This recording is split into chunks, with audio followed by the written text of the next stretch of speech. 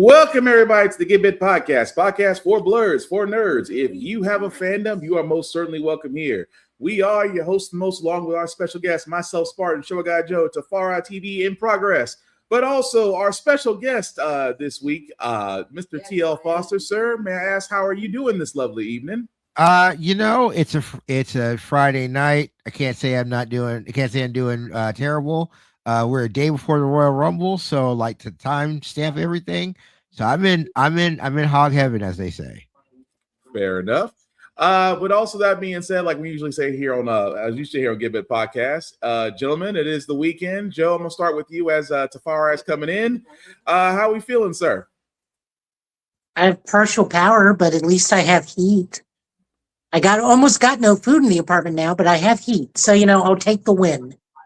Fair enough. Yes, if you are anywhere in the Midwest to the South or East Coast, Mother Nature kind of hit us with a cold snap. Hopefully, if you are listening, you are somewhere warm, safe, and fed. Power, especially here in Tennessee, especially Middle Tennessee, is spread far few and in between. But hopefully, wherever you are listening or watching, you are safe and warm, and we hope so that you remain safe because we're getting more snow this weekend. But I'm not the weather forecast. I'll leave that to Al Roker. But that being said, like I said, Mr. TL, you are a guest this week. Sir, Joe introduced you to me, and when I looked you up, I said, this man stays freaking busy. I thought I stayed busy. This man, and again, with your shows, I definitely want you to go an explanation, especially outside of Laser Time, outside Live from the Pool House. The question I have for you is Video Game Apocalypse. Did I pronounce that right? Yes, you did. Video Game Apocalypse, yes. Mm-hmm. My favorite video game podcast. So I gotta ask, and thank you, Lenny, and stay safe, stay warm, y'all. We're all trying, hopefully. But I gotta ask, TL, how did you come up with that particular concept? Because I was like, when I first saw it and I started listening to little clips, I was like, how did you come up with this?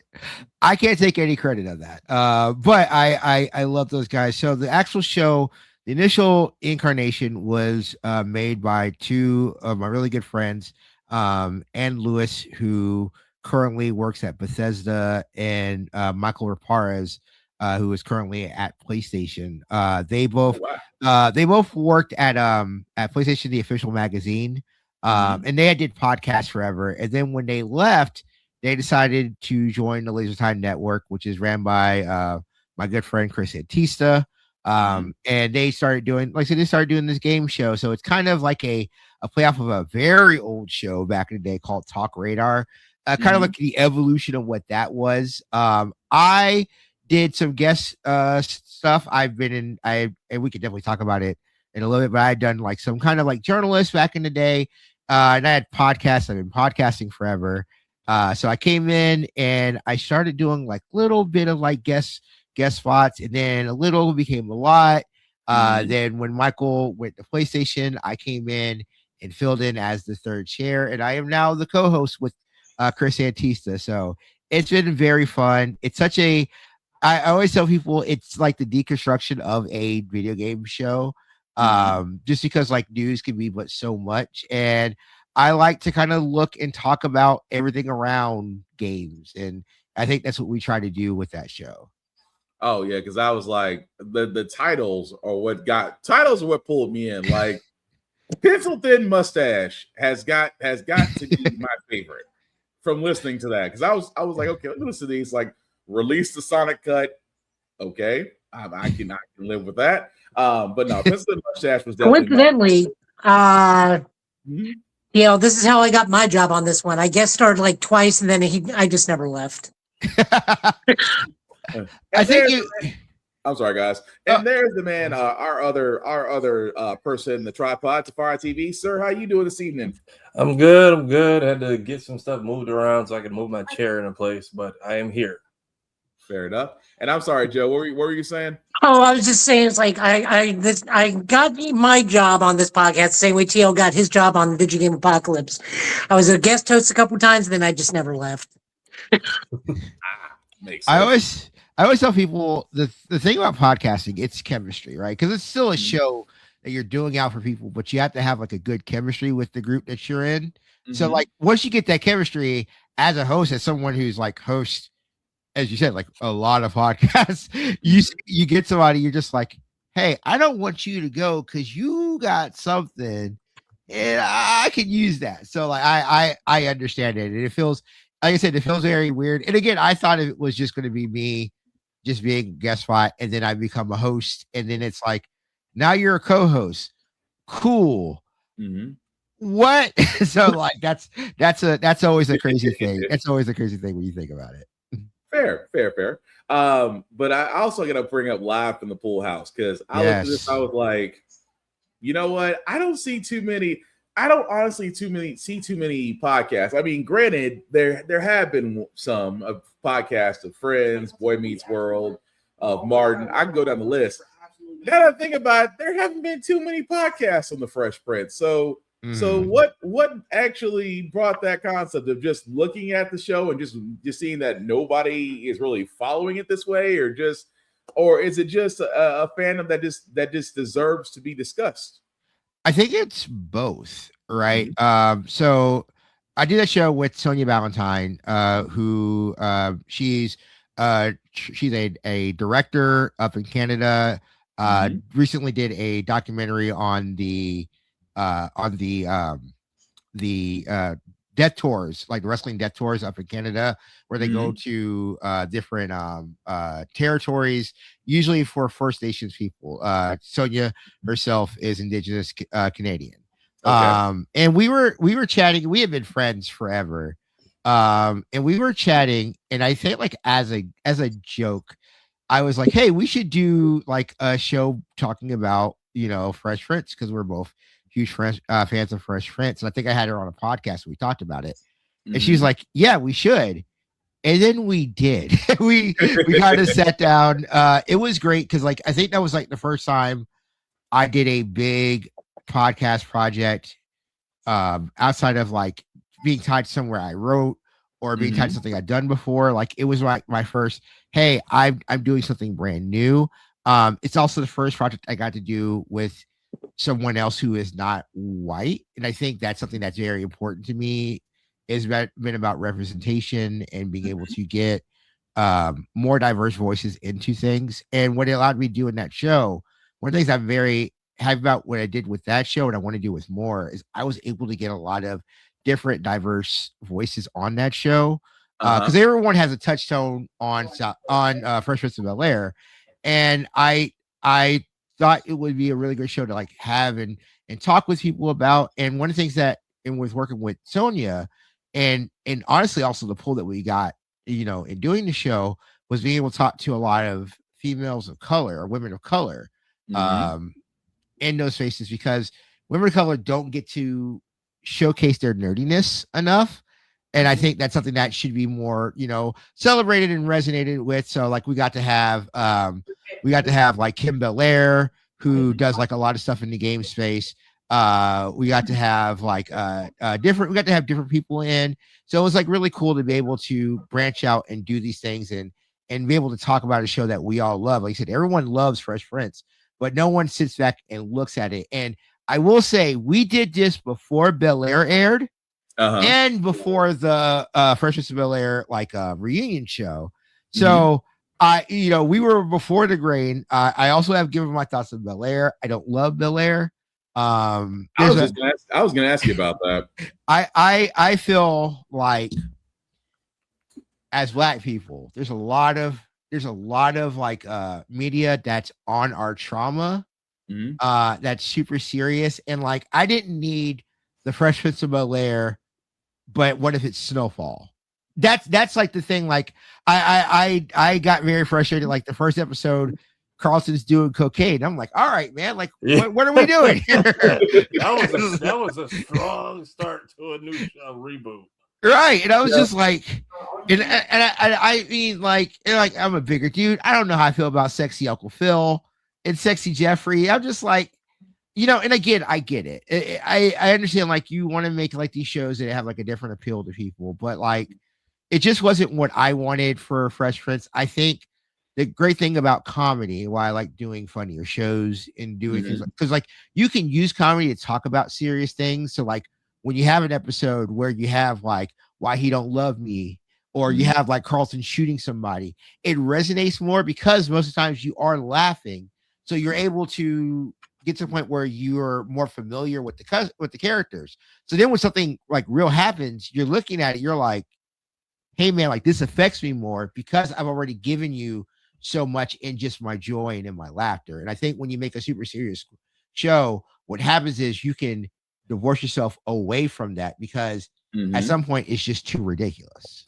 Well, at the same time though, because the Fresh Prince they're blue sky shows. For anybody, that's the term blue sky mean they're supposed to be lighthearted, they're supposed to be happy, they're supposed to be not as drama heavy. I mean, that's what made NBC its money in the 80s and 90s. Fresh Prince, Saved by the Bell, California Dreams, City Guys. They all followed Peter Engel followed the Fresh Prince formula. Let me say that because that was all before. But you got a point though, as far as Bel Air being the reboot. I was like, God, this went dark. Like, yeah. It's like, why could it not be lighthearted? Why could it not be this? And also at the same time, I'm with you. It's like, we call it trauma porn. It's like, could you not go to the trauma porn well all the time? Can we just not be a sophisticated, happy Black family living in California? Just can we go with that? Can someone just tell a joke? I just like one joke. Like what's wild is you could do like Fresh Prince of Bel Air in a more modern take. Like you could make, like, if you wanted to make Carlton just a bad guy, which is the other thing I hate, like, because Carlton in the show is to be made fun of, but he's not a sellout. He doesn't the other thing I had a problem with is in that first episode, the white guy says nigga, and Carlton's just like, Will, it's just a word. And I was just like, dog, no, that can't be it. Cause like, that's not Carlton. That's not the same guy who in the original show had to say like, hey, just because I talk a certain way doesn't make me less Black. And I think that was the other thing too. It was trying to be a show. It's something where I always tell myself, like, I want to sit down and actually like write these things out. But like my off the top of the head, like analysis, it's a show that wants to talk and have these conversations about Black structures, but using it as a weapon instead of a tool to kind of teach. Because like in the original show, we talked about it, like as we did 3 episodes, we have conversations about Black radicalism, Black leftism, what it means to conform yourself into like a white society, but knowing that you still maintain, like, Carlton is a Black conservative, but like a Black conservative 2026 is a different than Black conservative 1990. Like that's just like, we're talking like worlds different, right? But at the same time, he's still Black. You know what I mean? And that was the thing. Like one of the episodes that we talked about, like they had like one of their friends was like a more of an activist, and she was more radical. She told, she's telling Uncle Phil, she's like, you're not radical anymore. You're doing these things. She's like, no, I'm still that guy. I'm still the guy who wore a dashiki and an afro. I just knew like how I had to adjust and modernize in that world. Right. And I think like those are ways we could have that very serious conversation and not just be like, all right, here's like all these like shitty things that happen to like people like up front, or we're just going to make this Black family just like, they're Black in shade only. They are actually white. And Carlton's going to be actually like white and pull like into some anti-Blackness. It's just, I always watch it and I feel gross and I feel weird every time I see it. And it makes me like hesitant because A Different World is another show I really love. And we've talked about doing some stuff on A Different World. And that reboot coming out on Netflix? It's coming out on Netflix. The only thing that I feel really good. So Debbie Allen, who is the original creator of A Different World, she is working on there. Cree Summers is also going back in, as is Jasmine Guy, as in I think Kadeem Harrison. So, Kadeem Harrison's a part of it too. Yeah, there's a lot of DNA where I'm like, all right, we're good, we're golden. Like I'm good, but also I'm just like cautiously like. It's fair to be cautiously optimistic. Hey, Yeah. at least on Bel Air, you don't have Carlton shooting people and don't have Tom Jones with a chopped and screwed version of It's Not Unusual as he takes people out. You may want to hold on to that shooting somebody thing.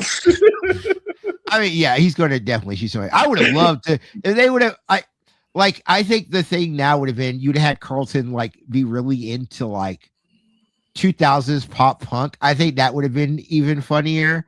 Or like, what if he was into boy bands? What if he was just like not even like NSYNC, because I think NSYNC, because like how 98 degrees. Let him be a 98 degrees fan. Right. I just had a terrible idea, and I hope this does not come true. What if Carlton starts singing "All for One, I Swear" as he's walking off a murder scene? Did you know what I found out this year, and it's been messing with me up? I Swear like is a cover song from a country song. Yeah. I did not know that until recently. But that was originally a country song, and how country works for people, and this is boring for everybody else, but I'm a music like nut. Country didn't like back then for their songs to be pop. They would have hated Taylor Swift, but they never wanted their songs to be pop. So what would happen is if they want their song to have crossover, they would give their song to somebody else. So I Swear has two different versions of it. And I think that's wild. I think that's crazy. Yeah, it's beyond crazy. But go ahead, Joe. And then you also have your third podcast, which I also listen to. Welcome to the Thing. Welcome to the Thing that's a podcast. I always say that's podcast 15 years in the making. I do that with a buddy, Jarrett Green, who writes at IGN, but he does freelance everywhere. And our buddy Emmett Watkins Jr., who runs his own network, VGU.TV. He does the Players Club podcast. This came out from I got I got big. I got like popping like in the game space around when George Floyd happened, and a lot of people were trying to get black voices because you gotta, people were like, hey, it's weird that we don't hear from black people. So I ended up doing like a giant bomb thing, and then kind of connected with people. And then I reconnected with my buddy Jarrett, and me and Jarrett had met like I said, about like 10 years earlier when we both started writing about games. And we said, like, at the time, we were like, hey, we should do a show like PTI for games. Cause like, we're like, there's at the time, it's still kind of like now, there's not a lot of black people who are just like in the space talking about it. Right. So we decided to do that. And then I was like, I had stopped recording about video games on my own like for a while, and I talked to him and I was like, hey, do you want to do a podcast where we just kind of like what you guys do, right? It's like we're just gonna like be blurs in a blurred space, kind of just talk about shit. He's like, yeah. And I was like, well, I want to get Emmett is younger, so like we're near our 40s, and then have Emmett, who was at the time in his 20s, but now he's in his 30s, and just kind of like have a conversation where we're just like kind of hanging out. So that show, it's great. If you want to hear me, if you're listening, if you're coming from VGA, you want to hear me say nigga a lot, that's the show I do it on. But I mean, it's the audience that we have, right? Like it's the audience where we could talk about rap stacks, and we could talk about bringing back the Freaknik, which I'm still in. I'm still in. I will never let it die. Freaknik 2. I'm just saying it's an idea that I think should happen. But I love doing that show, and it's, again, I love to be able to be authentically me. And that show and those guys allow me to do that. And I highly recommend, if you guys haven't read Jarrett Green's stuff, you should. He does his own like mini zine that is like tremendous. And then I think Emmett's a superstar. Like, it is so great to do a show where I have superstars and I can just be like, all right, we're gonna put on the microphones, and I can coast because like y'all are smarter and talented than me, and I can just look back and be like, yeah, I'm gonna do a bit for a little bit. So like I enjoy that so much. I enjoy those guys so much. Well, that's fair. Safari, did you have any questions for our guests? So I think I missed the first show. You do that show we just talked about, a Fresh Prince show. What was the first one? Video Game Apocalypse. I do a show called Video Game Apocalypse, or VGA. That's the best way to call it, VGA. But yeah, it's a show I do with Chris Antista. We usually get on a guest. We do a top 5 every week where we kind of talk about like we do a topic, we do a top 5, and then The second half, we've been doing a lot more conversations in the second half. As you guys know, video games is very expensive, very Yeah. time intensive. So we're kind of like having conversation with like, what does it mean to enjoy that media? What do you look at when you go through? I think Yeah. like, oh, go ahead. But no, I was going to say, I noticed the second half of the show is just becoming more of a standard laser time episode. Yeah, and I think it's been a very intentional thing for myself. I can only speak for me. I can't speak for Chris, but I love talking about news and games and everything like that. But I also don't think I have every take on news, or I can't tell you about every new game just because like, time is finite. But I do think like what happens when we have these like spaces to have these conversations, I always feel it's very important and germane to sit down and reflect and look and be like, hey, here's what's going on in the game. We should have a conversation about that because the audience you're looking for, that's what they're looking for. They're looking to see, what is your thing? Like I could tell you, hey, this Code Vein 2 is a brand new game and it's just like, it's just like a Souls like, and that's cool. But like, what if we had a conversation with like, how is this like, where is this trend going into games? How are you as this personality that you've built this bond with somebody?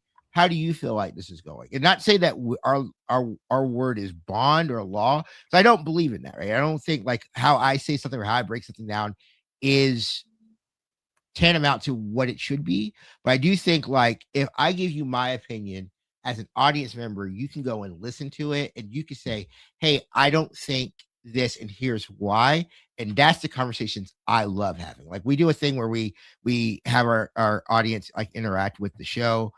We have our community segment, and I want to integrate that more. I think that people in general are always fascinating, and I think everyone says like, oh, everyone has an opinion, but I do think like everyone has like a unique way that they're looking at it, and as long as you're not coming at it from a point of malice or Right. a shitty point of view, I always love hearing it, right? Yeah, And like I've talked to you several times, and I hate texting people because it's so hard to read context sometimes, and hopefully you always read when I message you guys is respectful, but yeah. Oh yeah, no, and that's like, and I also do a thing.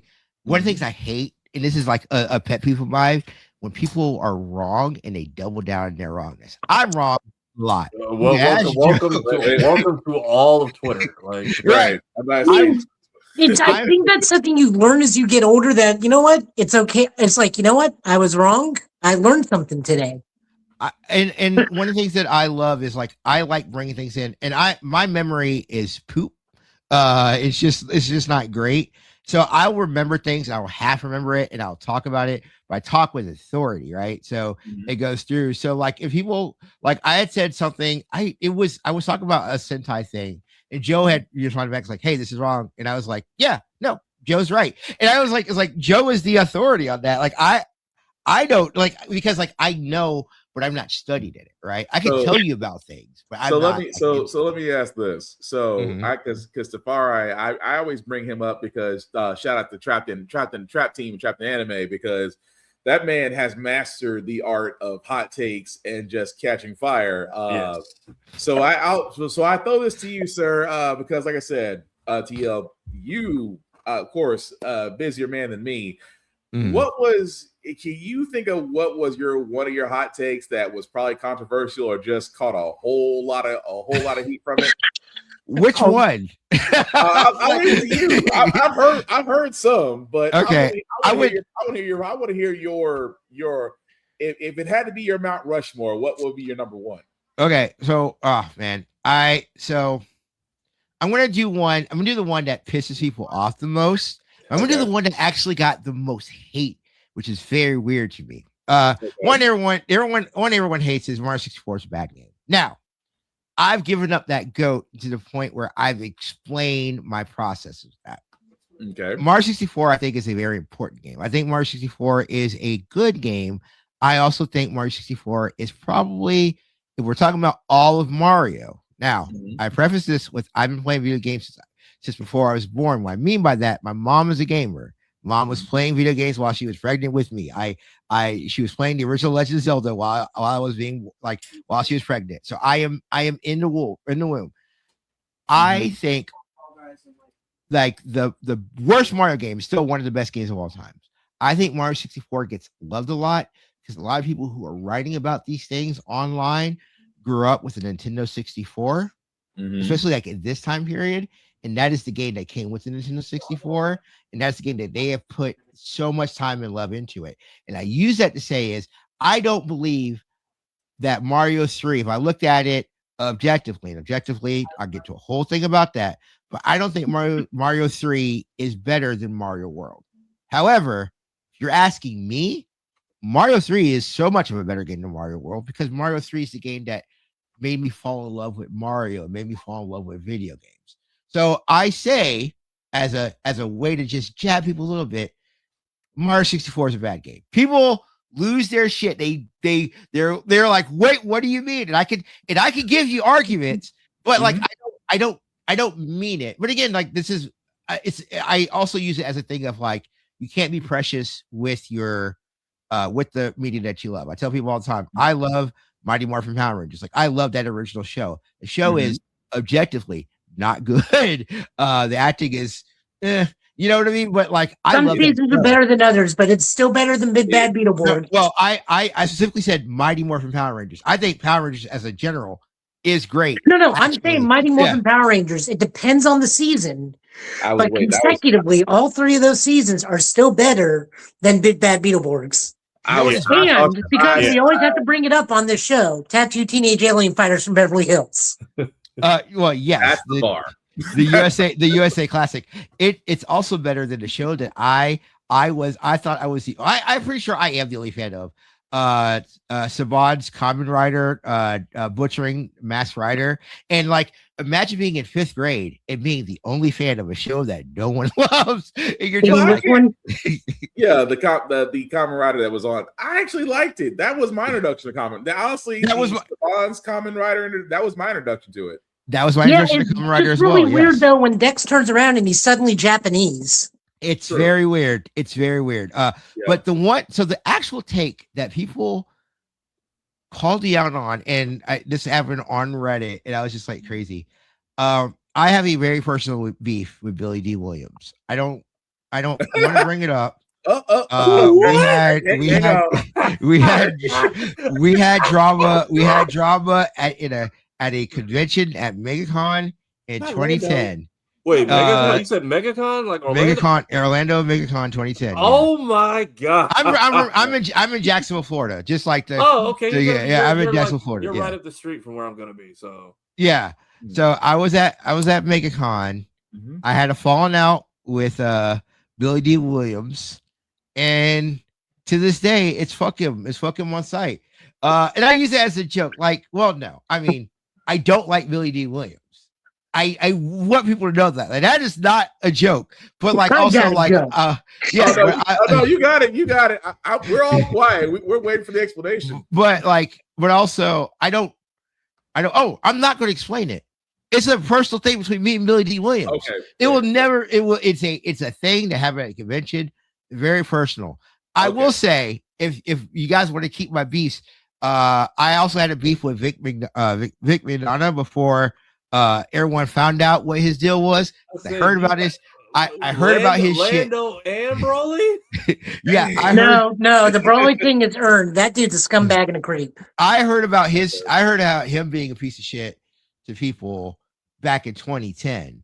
So like it's always been on site with me with that dude. Like so and that's like one of the things like in being in scenes like down here, like you meet and you learn from people. Well, you get to really meet the people behind the characters and the voices, and you find out, they always say never meet your heroes. So I can understand that. I always say, and I mean this genuinely, I think you should meet your heroes because you need to see how those people act in personally and how that affects you. Okay. I use that to say, so I start all this stuff. I get to do all this stuff. My favorite writer growing up is a guy by the name of Dan Amrich. He works now at a game studio, but he did KOXM. But back in the day, back when I was a kid, back in the 90s, he used to write in a magazine called Game Pro. I actually have a very like visceral like memory of being in a trailer in Fort Gaines, Georgia, while we were like hanging around with family, like during a funeral. And we were reading, me and my cousins were reading a game pro that he wrote. Like he wrote the cheese guide for Mortal Kombat 2, where he like wrote everyone's like moves. And it's like one of the things. So, and he went by the name of Dan Electro. And it was so interesting to me that I go and I'm like, I think like one times where because I've interviewed him so many times. First time I interviewed him, and I was like, "Oh, you worked at Game Pro?" He's like, "My name is Dan Electro," and it's the thing of like your face, you're like your mouth drops, and you're just like, "Oh, I've been such a huge fan of you," and then like that's my good friend, and he's always been really great, really nice to me. And another person I always want to shout out, and this is a person who's not my friend. I have met him once, but he did such a great job. I've always been like, I want to sing his praises everywhere. Greg Miller. So Greg Miller from Kind of Funny. I was at a convention. I was at PAX. It was PAX East 2014. I was showing off a game with my buddy, and my buddy was a huge fan of Podcast Beyond. This was when Greg was still at IGN. He's a huge fan of Greg. And like I said, I'm in the industry. I know a lot of people. And I was talking to people. I was over at the press lounge, and Greg comes by. So I go and I see Greg is walking with Tim Geddes, and they're leaving. And I go run to Greg. And I'm like, "Hey, Greg, name's TL. I just want to give you, my buddy's car." And he stops me. And he's like, hey, all right, you're gonna stop. We're gonna just breathe for a second. I gotta walk over here, walk and talk with me, and just take your time. And it's like it's just a moment of kindness, but I know how busy that guy is. Like you said, I'm busy. Greg Miller, that guy's busy, right? But I knew like he was busy, and he took that moment and he took that time to talk to me, and he didn't need to do that. And that's one of the things that I also try to resonate with. Like if people like try to get me to do stuff or do anything like that, I try to see if I can do it. But if I can do it, absolutely. It's a thing, because I feel like that kindness should always be passed down, because you never know who you inspire when you do these things. And I always want to make sure that I never want to give someone a bad experience whenever they're interacting or dealing with me. Fair. Oh yeah, always want to leave a nice experience, especially when you got folks that are coming to support you and see you. So that definitely makes sense. So before we actually get to the trailers that we have this week, again, a busy man. Apparently you got beef with Lando Calrissian, so I guess you and Jabba the Hutt and Han Solo all have a camaraderie. But no. Outside of that, I gotta ask, because just very quickly, because it's been a while since we talked about wrestling, and I know you mentioned the Royal Rumble. Just off the bat, because again, it's only 4 matches. 2 of them being the main women's Royal Rumble and men's Royal Rumble. The undisputed match between Drew McIntyre and Sami Zayn, and the career versus title shot with Styles versus Gunther. Just fire them all off. Who's winning? Is Drew still retaining, or is AJ retiring? And who do you think is going to win the Rumble for the men's and women? All right, I will, because as you guys see, I could talk forever, and I apologize. I'm gonna edit. No, you're good, bud. You're good. I'm gonna try to edit myself. I want to preface by saying this. I'm going to give you my predictions. However, I don't write for these people, and I know it's so easy to dunk on Triple H when he says, "Just watch the show." But I'm telling you, as someone who wrote prediction posts before, it's fun just to go in there and enjoy the show. That being said, here's who I want to win. I want Sammy to win. Sammy's my guy. Sammy's the only wrestler I got to see him wrestle for the first time, and I cried. I was just so happy. It was him and Tyler Breeze at a small NXT event in Jacksonville. And it was just, I love Sami Zayn. He is my favorite. He's my favorite wrestler. I want to see him win the title. Okay. In the Gunther match, I don't want this to be the end of AJ Styles. I was a huge TNA guy. I love AJ Styles, but man, you can't have Gunther lose it right now. Gunther's got to be that guy. And I love that arc of him just being essentially the legend killer. I love that arc. I love that arc for him. You don't like it? No, as long as they don't zoom in on his face like they did with John Cena, where you clearly see John Cena getting the signal of like, all right, I'm tapping. No, go. Also, how do you tap out to a? How are you tapping out to a sleeper hold? I loved MVP's, and I'll go into the Rumble picks. I loved MVP's thoughts on it because I think it's a perfect way of looking at it. One, he's doing that because he knows it's the show, right? And you have had 20 years of this guy. Now it is the ending of the show. But two, in MMA, sometimes you do that smile. Damn, he got me. Tapped out. I'm Hollywood now. I gotta make sure I had the brain cells. That's why I think it works. I think, like I said, we don't want that because we want, and I am a huge Jonathan Anthony Felix Senior Jr. fan. I think we all want him to be able to go out like on a blaze of glory because of like all the stuff he had to deal with. But I think as a story writer, that is a poetic ending. All right. That's my tepid defense of John Cena tapping out. Royal Rumble, favorite match of the year. Love the Royal Rumble, love it always. I am going to pick two people that I don't think are going to win, but I want them to win. Also, shout out to my boy Powerhouse Hobbs. If he does enter in the Royal Rumble, this is a Powerhouse Hobbs house. I love Hobbs. That dude is my guy. But Obafemi. Obafemi rules, and I want Obafemi. He's not gonna, but I want him to go in this to Riyadh, throw 29 men out of the ring, and go right to WrestleMania and fight Drew McIntyre. I think Obafemi, Drew McIntyre is money. I think Obafemi is just the best. I love that dude. And then from the women's side, I mean, the answer is Bianca Belair. But if it wasn't Bianca Belair, Liv Morgan. We're talking if wrestling's a story, every Royal Rumble, she's right there. Wouldn't it be poetic if this is the Rumble that she gets in and she does it because she takes out Raquel? Wouldn't that be poetic?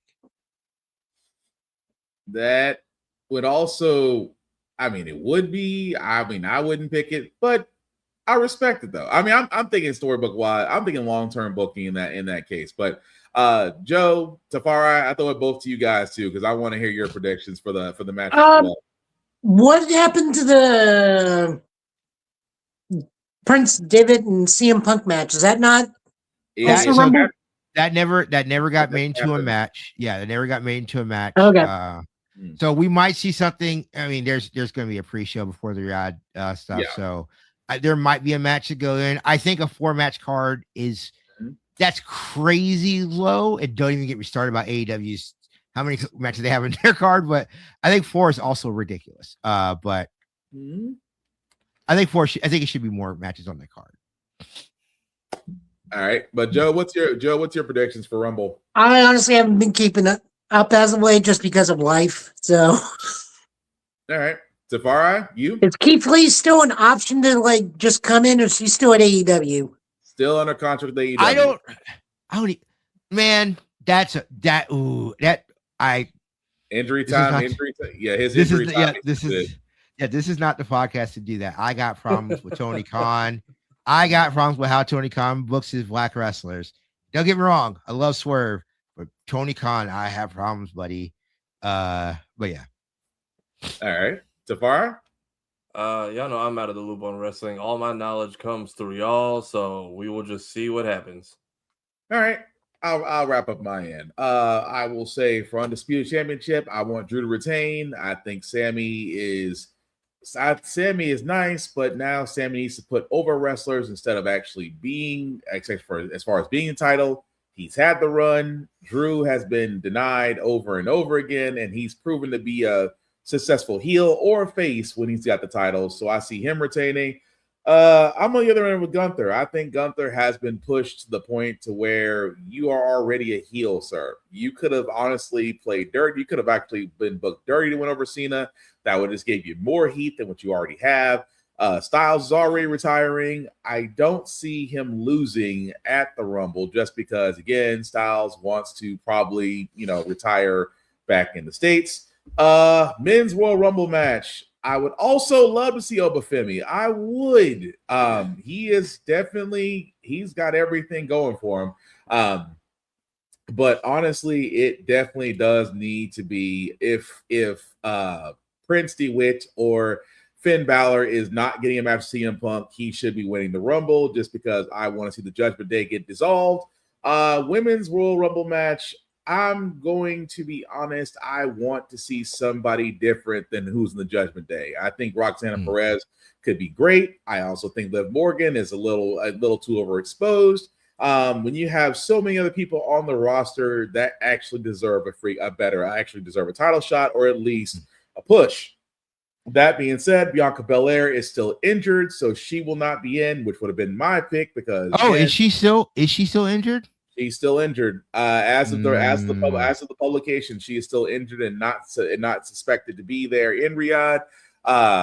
Which only leaves so many others. I want to see Lash Legend. I'm not gonna lie. I think Lash Legend should win the Rumble as a way of boosting her profile because Trick Williams has already proven that he can carry TNA with that title reign. Actually did help them, although them being on the AMC is the weirdest thing I've ever seen in my doggone life. But no, Lash Legend again should be a great black. She's to me, she's basically just a more stronger Bianca Belair, but she's more stout. Of course, Bianca Belair is let's be honest, the girl can do practically everything, but Lash Legends is a powerhouse. I still think that she should win the Rumble. But is Ruka Del Sol out again, or Ruka is with Zarya, and Zarya is kind of in between places right now. She was on NXT, and then she found herself on GCW, which I thought was also weird. So, I mean, they could still be in the Rumble match. We don't. I mean, like I said before, I wouldn't mind seeing Ruka winning. I know we can't have Valkyrie because not Valkyrie. Stephanie Valkyrie. They're Valkyria. No. As Naomi says, Steffi Velcro. La Primera, she's not injured. Well, technically, no, she's maybe she might be. I didn't know Bianca was still. I thought Bianca they hadn't announced anything. Now let me say this with a grain of salt. That publication came out the day before flights were headed to Riyadh. Yeah. So take that with a grain of salt. I do think we're getting Sol Ruka. I think she's there because she was not on NXT this week. And that's kind of your heads up. But if Bianca's not there, because I do think Bianca's the answer. I love the Sol Ruka. I love the last pick. Maybe not this year, I think what they've done with both her and Trick, I think they've done a great job of showcasing them on those shows. It made them seem like A++ players, which I think is great. I'm going to go on a limb. If it's not Bianca Belair, I think the person that it makes sense for it to be, I think it's Chelsea Green. I think the world of Chelsea Green. And she's done it all. I agree. I can live with that. She is actually Chelsea Green is one of those performers that she's like a female Chris Jericho. Yeah, she can honestly carry. She can put over people. She can run a program. She actually brought Piper Niven and a Isla Dawn, who really Isla Dawn. I'm not Isla Dawn. What's her face? Alba Fire. That is her Christian Alba Fire. Name That's the other one I'm thinking of. But yeah, it's the fact that she brought them up, and Piper Niven, which again I feel bad for her if the news about her injury is correct and that she might have to retire, which I hope that's not the case. I actually like watching her wrestle. But no, if Chelsea Green does get the rub, because again, with Matt Cardona back in WWE, which I thought was crazy that we would never see Zack Ryder be back in the WWE, and of course the indie god himself. But no, I would be okay with Chelsea Green winning because again, she's proven that she can get heat as well as get applause. So I'm with that. But like I said, we will find out come tomorrow. Again, it's in Riyadh, so I think it's about 2 p.m. Eastern, 1 Central. Yes. Thank you. So yeah, so we'll find out and see what go from there. But yeah, to trailers. We actually do got a couple of trailers this week. Starting off with the one I think everybody's gonna like the most because we definitely need some good news because here on the podcast we do try to tune out the world for a couple of hours because let's be honest, you turn your news feed, you're gonna wait and we turn it off. But yeah, we're gonna stay on the positive side, especially with the newest trailer from Daredevil, Born Again. We're giving the first, I guess, part 2 of season 1. We actually got the trailer for it. As long as they don't assassinate characters like they did the first time. I mean, flashbacks.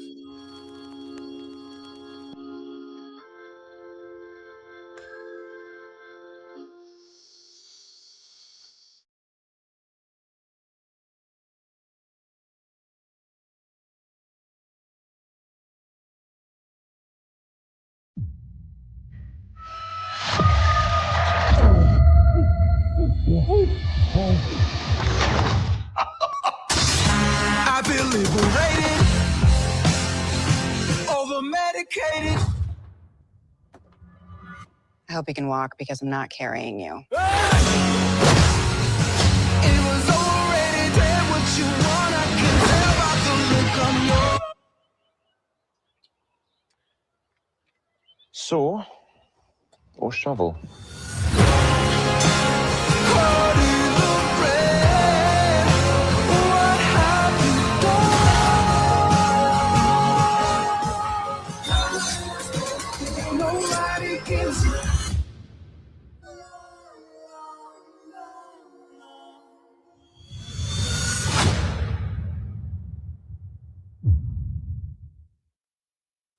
All right, so that was the trailer for season 2, which is basically part 1 of season 1 for Daredevil Born Again.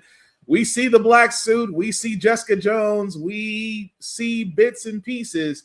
I will start with our guest TL. So far, what do you think of Daredevil's Born Again season currently, and with the trailer that we did watch for season 2? What do you think? All right, here's one of the famous TL hot takes. I am not a big Matt Murdock fan. Okay. I watched a good bit of the first season. I didn't care for it, but again, it's not that it wasn't great. I love Charlie Cox. I think he does a really good job as Matt Murdock. I just don't like. I've learned that I don't like a lot of street level Marvel unless it's Luke Cage. Like I love Heroes for Hire. So the Jessica Jones part of it, I'm very intrigued for that. But it just seems like more Daredevil Born Again, which again, if you're a fan of that, I think you're going to be eating well. I know it's not for me, and that's kind of thing. It was just like I'm excited. I can't wait. Like if the hype is really good, I'll probably check back in on it. But it's just not for me, honestly. All right, fair enough. Excuse me, Joe, Tafara, what do you guys think? I know Mike Coulter just posted this cryptic story about having to cancel like a couple of conventions because he has work to do. Right. So I don't know how many seasons of Daredevil we're supposed to get. Well, I know for this one it's 18 episodes. It's the longest episode count that any Disney show is getting. So we're getting the other 9. Okay, I was gonna say this is the other half of season 1, basically, isn't it? Pretty much. Because if we get another 2 halves, I could easily see this being Jessica's, the next one will be Luke's, and then Danny Rand coming in on the 4th possible. God, I fucking hope not. Or hey, he had the iron Glock, so it might be the girl he gave his powers to instead. So I will say this to Joe, not to add to this, but Finn Jones also has sat there and said that he has confirmed that he is back in talks for reprise. I have no problem so long as I don't hear how he's the goddamn Iron Fist every single time he shows up. That's fair. But I'm sorry, Tafari, what else were you saying? No, I'm excited to see what it is. Fisk with the whole Fight Club deal. I don't know what the hell that's about. If it's for charity, God bless whatever kids get that money. I want to say that's like something in his mind because that looked like the guy who was playing Jack Murdock, Matt's dad. Yeah. It could be. That could be where his mind goes when he doesn't want to hurt people anymore. Yeah, I'm curious if we're going to get any more of the other heroes to come in this season. I'm curious if we find out anything about, let me see, anything about what happened to everybody during that 5-year gap? Like, did Luke's business just tank because nobody went to clubs during the Marvel pandemic? Yeah. Wasn't there like a hot second shot of Harlem? Very briefly, and I mean it was blink and miss it. Because I mean, if he is still doing his whole Harlem is off limits thing, he could be offering them safe haven. I don't know. Maybe we meet young Miles. I don't know. There is a lot of potential for the second season. Well, I mean, the weird thing is directly after this in the comic book is when Fisk leaves office, Luke takes office. Yeah. Because right now, Luke is still the mayor of New York. Yeah. But it'll be interesting. I will say this from the trailer, because obviously there's gonna be Defenders reunion. You saw Jessica Jones.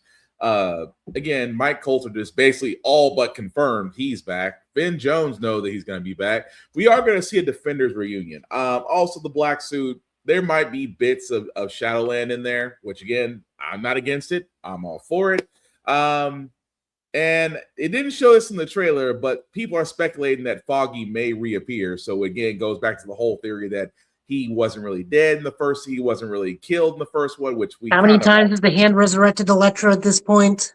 Right. It's giving flashbacks, but also the hand in Kunlun's entire part of that universe made no damn sense. Because what do you mean y'all went to Kunlun and murdered everybody just for the stuff we needed to be under the building where you guys rented a whole floor and nobody knew for like 20 plus years? Danny was literally just skipping past the bad guys every day he clocked into work. Right. Like so yeah, Iron Fist whole tie, and then Iron Fist being the tie-in but being like the ED of it's not good. So again, if you're gonna do Iron Fist, Donnie Yen, Sammo Hung, Tony Jaa, and so many other martial artists are Just available. make it the new Korean kid. All you got to do is that. I will, but the fact I would say that, but now that Finn Jones is supposedly gonna be back, give better either get that kid trained or do better fight choreography. One, I just, even though Finn Jones is coming back, mm-hmm. I mean, they redid the Mandarin. Yeah. Now, I don't like how that movie ended, but they did fix the Mandarin. So, like, maybe they fix Iron Fist. I don't know. I like the Defenders, and I like the Defenders in concept. But I just like, I don't know. I don't, like I said, it's one of the things where, like, it's just a project that I'm going to look back and be like, if it's cool for people, I'm like, yeah, that's pretty cool. Unless, and this is hot take number 2, mm-hmm.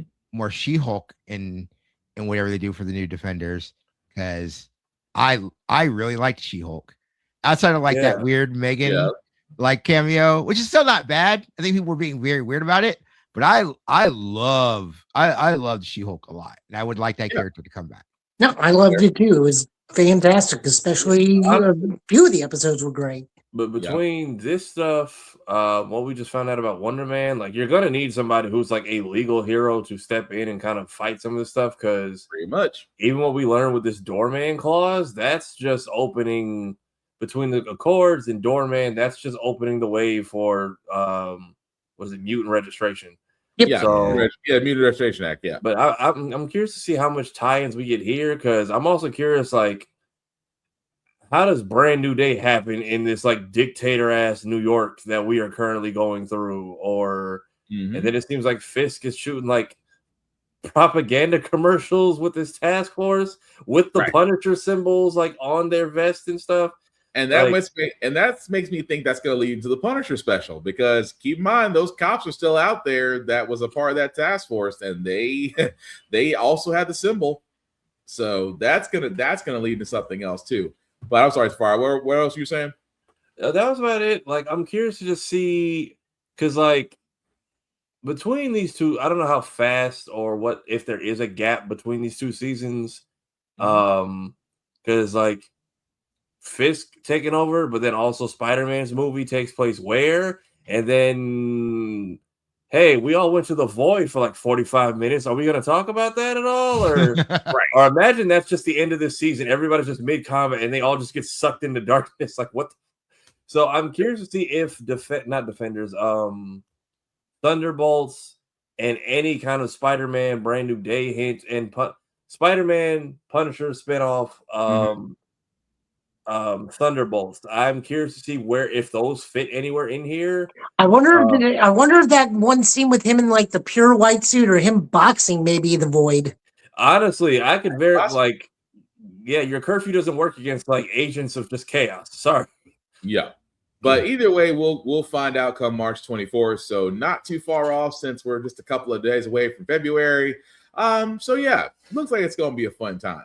But also, what happened over this past week? We had a lot of Dragon Ball news. Yeah, I'll pronounce it that way. We got it. It was the Genki Dama Matsuri, which means the Spirit Bomb Festival. Oh, energy ball.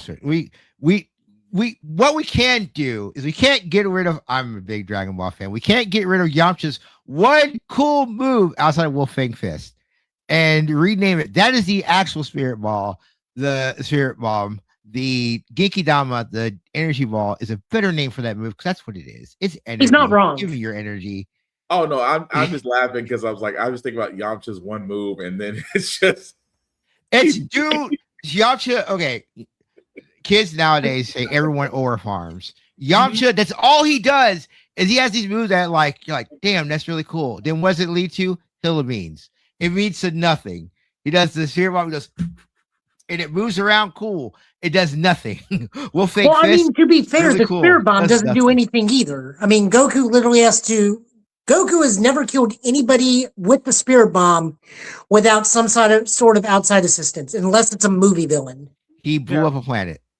I always tell people the Genki Dama is the reason why Namek is not there. He blew up a planet. I mean, it is fair. Frieza increased it, but he blew up a planet. But yes, outside of that, I'm still gonna call it what it is, Dragon Ball news. Yeah, I can't pronounce it. But anyway, we do know that we are getting a remastered Dragon Ball Z Battle of the Gods. We do know that we are going to see the Broly movie again. For all those that have not seen it, you will get to see it. Two other news that did come out, especially in the world of Dragon Balls. I'm sorry, go ahead, Joe. So before we go into it, we are not just getting a remaster of Battle of the Gods. We are getting a full remaster of Super. But they are breaking up to arcs. So we are getting a remaster version of, and basically a Kai version of Battle of the Gods, then it is confirmed a Kai version of Resurrection F. They're both going to be 6 episodes apiece. Then potentially a Kai version of the Zamasu arc. Gotcha. Also, with that being said, we did get a teaser trailer for the next arc in Dragon Ball Super, Galactic Patrol. If you haven't seen it, here's the trailer.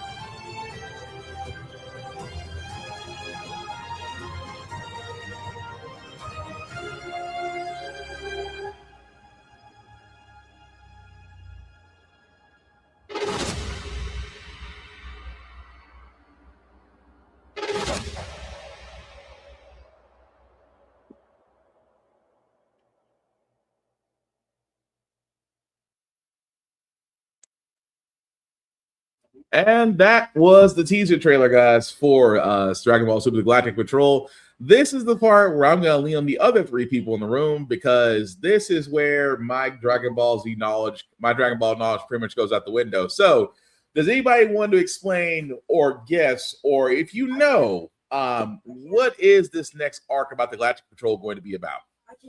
I can take the point of this if you guys are okay with that. I love Dragon Ball. Yeah, So the Galactic Space arc. Well, the big news about this is we're getting into some of the best arcs in the Super manga, which is the Moro arc and the Granola arc. That's what it's going to lead to. Those arcs are good. No, they're mid. They're have you watched? As a super hater, they are the best version of Super. Galactic Patrol is fantastic. Morrow is mid retreading of Cell. I mean, we can do that about all Dragon Ball, especially in Super. And I think Granola is interesting. I think Granola is hit or miss. It really is. Granola is a good way of doing the baby storyline in GT, but good. Which seems like my theory is between Super and Daima, what Akira Toriyama was really wanting to do is tell Super but better, with mixed results. But we're getting to the road. Black Freeze is coming.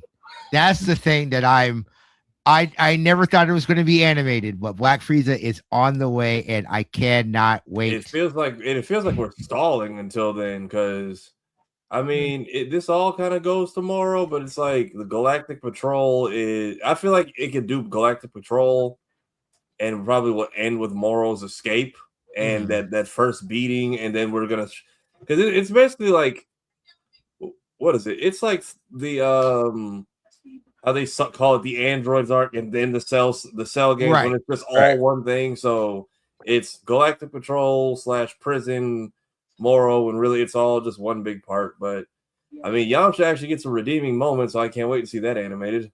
Yeah, he does a thing. That is absolutely true. Yamcha. I think Yamcha. I know I was dunking on him earlier. A lot of people put him on there. Oh, if you pay me $1 million, but I have to beat an anime protagonist, you're not duffing Yamcha. I'm letting you know.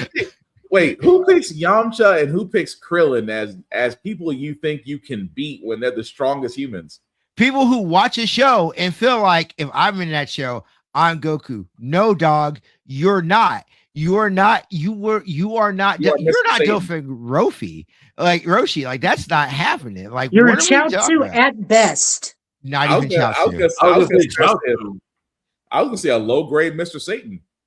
I was telling my roommate, we had this argument because he's like, "Oh, Mr. Satan." I was like, "Dog, you got to realize when they left the tournament, when the people who could shoot concussive energy out of their hands left the tournament, he won all those years consecutively. That dude was on TV ripping telephone books in half, like it was nothing. Like Mr. Satan." Is he Cell level? No, but like he will duff you. Like he will whoop your ass. Like also, he's a master of rebranding because he knew he was not going to get anywhere with the name Mark. Mark Hercule. I love that.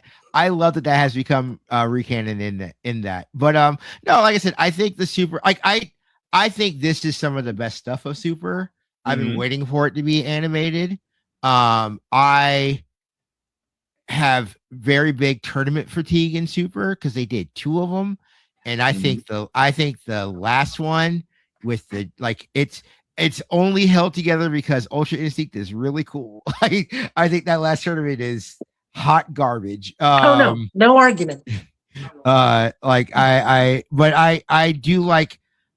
I wonder how it's going to translate well, and I say that because while I didn't hate Daima. Every time it seems like they've tried to do a Akira Toriyama comedy, it just never hit. And the Space Patrol arc is going to be more funny, and I don't know if it's going to hit. And that's what I'm worried about. I think what they can do though is be smart about it and only do 24 episodes and then do the Beerus stuff. Yeah. So that then they do 24 episodes of Maru, do Resurrection F, do 24 episodes of Granola, then whatever else they're going to do, then 24 episodes of the Heaters. Okay. Tafara, what about you? I don't know. I'm hoping we're not remaking all of Super. What I'm hoping this is Dude, they need to remake the ending of that Zamasu arc. You know they do. Honestly, I like the whole Goku Black Zombie. I didn't find people nitpicking. I saw people nitpicking like the Battle of Gods, Resurrection X stuff worse. No, like the very last part of it.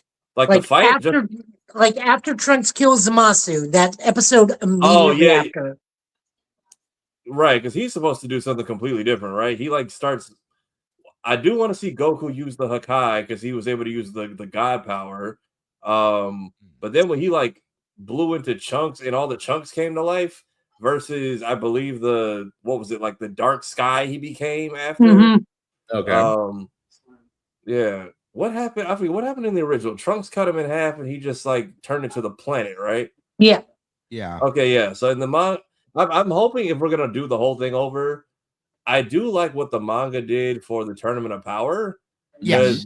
They used Kefla exactly how I thought they were going to, which was to clear the board. Because she knocked out like 60 people. Yeah. And then that kind of helped cut the chapters down, letting Kefla and Gohan go at it and basically showing that he is on par with her. And then their bout was good. But honestly, I'm hoping. Let me see. What am I trying to say? Yeah, I'm hoping we get not just Resurrection F. Give us in Battle of Gods. Give us that from the other perspective. Like, let's see. Like, I want to see like what was Beerus's dream actually. Like, who did he see? Because all we ever get is like the kind of Super Saiyan 4 silhouette. Like, will they show us who this original god was back in the day? Maybe we see a little bit more of how like the whole angel system works. If we have to redo the entire arc, show me Beerus dying. Like, because apparently, because if it takes him and Whis like however long to get to Earth, they probably had to just sit there when Trunks and the Kai was battling Boo and just hope that he didn't take that L. And I'm curious what happens when a god dies and an angel has to like retire, like they said. So if they want to remake it, fine. Show me other perspectives. Show me Frieza's training that had him, because they had like bits and pieces in the manga of like Frieza in a jogging suit, like with a water bottle during his like. So give me a little bit more perspective versus just what our heroes see, because at least make it worth. And then let Toyotaro get his name on shit. Like I love Toriyama too. But like the way they keep leaving his name off of things, like I know he did the entire moral arc. I think it was just him. And Toriyama just came in and gave notes, but that was about it. So okay, because I know for me, this is all gonna be new to me because I never watched the Moro. I never watched the Moro arc, never got a chance to. Never really got to see the heaters, never really got to see all this. So I know for me, I'm watching this with fresh eyes. So I know I'm looking forward to it. I do want to see more of the Angel system, especially with Ultra Instinct and Ultra Ego, because Ultra Ego never really did get its animation debut. It got its manga It's got its manga debut. That's why everybody's one of these arcs, because they're basically holding perfect Ultra Instinct and Ego hostage. The games can't touch it. The animes can't touch it. We are getting Black Frieza in Xenoverse 2, surprisingly. Are we? Okay, so yeah, remember he's got that crystal corruption and parts of him are Black Frieza. Okay, because it felt like they were just, because I know they have a new Vegeta model, which is just evil Vegeta, and it's like, all right, when you can't do Ultra Ego, but so they said Ultra Ego, not legally, but yes. Although Heroes had that really cool Super Saiyan Blue 2 version of Vegeta where he had like that black aura. See, I wish Heroes, honestly, that could have bought them so much time. You could have dubbed Dragon Ball Heroes. It's like 100+ episodes and they're all like 9 minutes. And on top of that, it doesn't nerf Super Saiyan 4 like Daima did, because now Daima technically puts it in the scale of Super Saiyan 4 is not as strong as God or Blue. And that's causing an argument. But no, it looks like that's going to be interesting as well. That also being said, other Dragon Ball news that we did actually have a new game. This one is basically new game Project Age 1000. And if you have not seen the trailer for that one, I'm going to be honest, it's interesting, but here it is.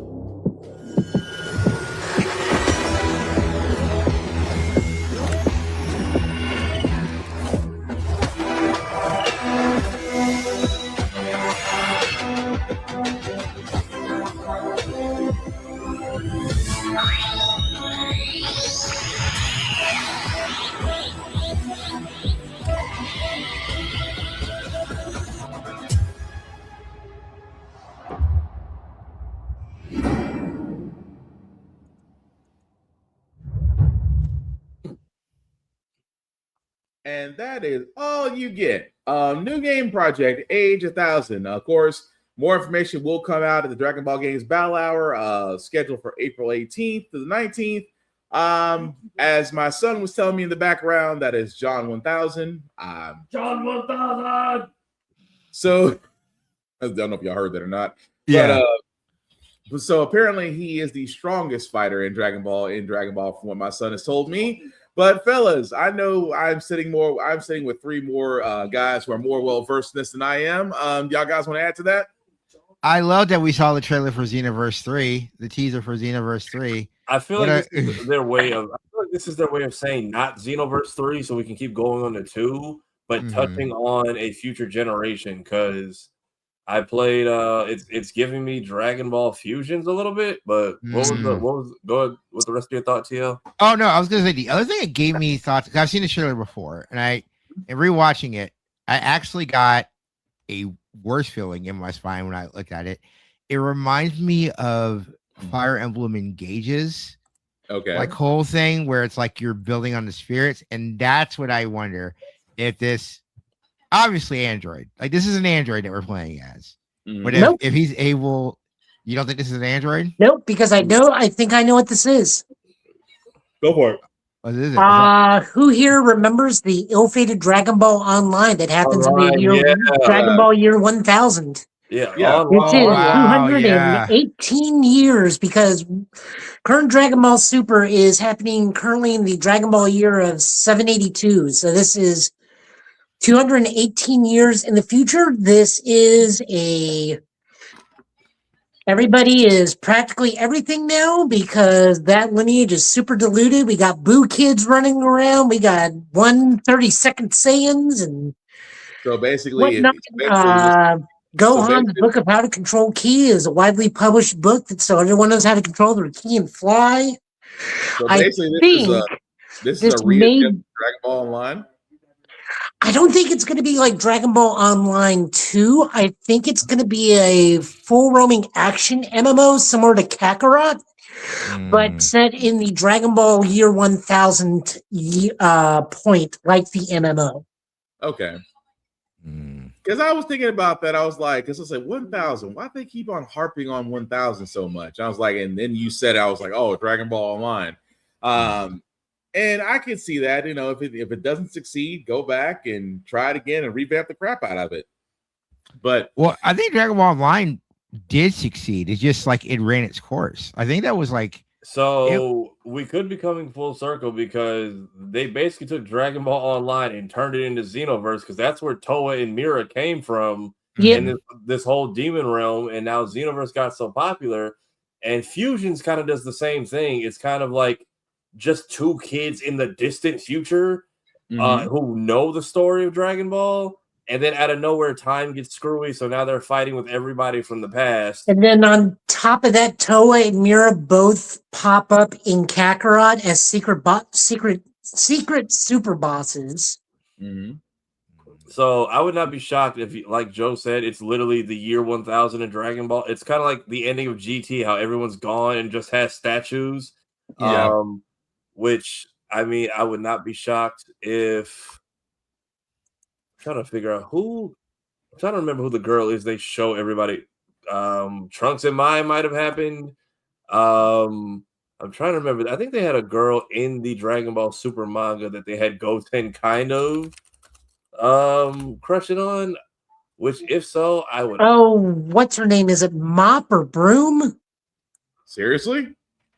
Yeah, like everybody at the school that Gohan and Goten goes to, because it was Arisa and Bordeaux or something was Gohan's classmates, and I think Goten's is like Mappa and Brome and something else. Oh wow. Okay. I'm trying to find it because I feel like I had a panel pulled up here and I cannot find it. If I remember, Because it's from that Halloween stuff they did where they were dressed as the Great Cleanman or whatever. Yeah, the cleaner man. Yeah. I don't want to say Shinesman because that's a different anime altogether. So that definitely is going to be interesting. But it's the girl with the afro, right? Yeah. Yeah. Okay, Yeah. so that's all I'm trying to say. If we get Black Saiyans, I know Goten did the right thing. If we have Black Saiyans, we know Goten potentially went into the forest and never came out, which is good for him. And then I don't know, maybe we'll see some Namekian hybrids because Piccolo and his not grandchild's teacher worked out.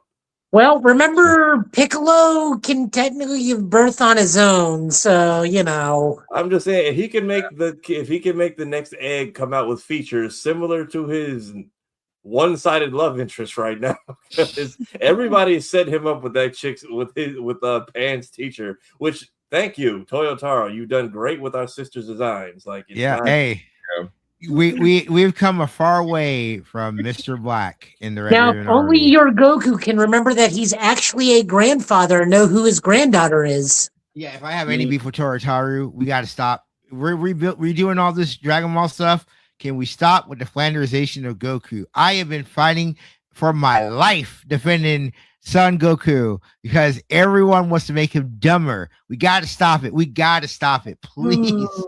Please. I don't mind him being ignorant of the greater world, but I would at least think that he is aware of who his own granddaughter is. I hate this whole. I hate how it gets framed because like the whole joke is like, oh, Piccolo's really Gohan's dad. It's like if you actually look at the time frame, we want to be assholes about it. Goku is with Gohan from years 1 to 4. He dies. He's gone for a year. Then when he comes back, he goes, what's the first thing he does? He doesn't go home and say hi to his wife. He goes, it's like, I need to save my son. He gets all of his bones crushed. What's the first thing he does? He goes to space to save his son. He stays back a little bit. Yes, maybe he shouldn't have done that. But when he goes home, what does he do? I'm going to spend 3 years and I'm going to train with my son. Well, he is around his son a lot. Here's my thing about this, and this is actually chronologically correct. We have to remember, Gohan is 3.5. Piccolo's only 8. Yeah, yes. it's like Team 4-Star when Cell kept making the sexual jokes. Like he is 11, I am 6. Yeah. But yeah, I kind of hope, especially since they're trying to tie the dads back in with the heater and the granola arc. I kind of want the kids to meet their grandfathers. Like, why have y'all not revived? Like, there's that meme of like Bardock and King Vegeta in the sky, like, revive us, you dicks. Well, here's the thing. I would like Goku to meet his parents formally. Vegeta has remembered his dad, and I'm pretty sure that's one of the reasons he's keeping his dad dead. Is like, yeah, my children don't need to meet you. I would also like to see how much of Saiyan lore is actually like not fully correct. Oh, that Johnson Frakes, like we made it up. It was a lie. We made it up. like even the stuff about like hair and mustaches. Because think about it, all our Saiyan knowledge came from a 5-year-old Vegeta. And then after that, the rest of his teachings came from Nappa. So, like, that's who we have to thank for literally all of Vegeta's Saiyans do this, Saiyans are like that. It's like, yeah, and then the guy who taught you that probably is the one you blew up. So, to find out we've been seeing the entire race through a 5-year-old Vegeta's lens would be a great reveal. But the same way Goku like went to introduce Chi-Chi to Gohan even after he died, I would love to see something like that. Like once he, because he kind of has that reconnection with Bardock when they find the Scouter. I would love to see him introducing his lineage to Grandpa Gohan again if he's still down there, like manning the flame or whatever that thing was. Yeah. Technically, with by this point, probably his new grandma, whatever the lady in the mountain is. Yeah, like it's been so many years, man. Like, hey, last time I saw you, I was getting married. I'm a granddad now. Here's your family I was able to have, or potentially going to other world for like a one-on-one with Bardock. Like get a day pass and talk to your damn dad. Something. Fair. I get it. They kind of tie them into not being these family-oriented characters, but like you are also your mother's child too. Like, let me see a little bit of that. I mean, go, T.L. I was gonna say, like, that's the one thing I love about Super is like that is not what Vegeta is. Vegeta is the super family guy.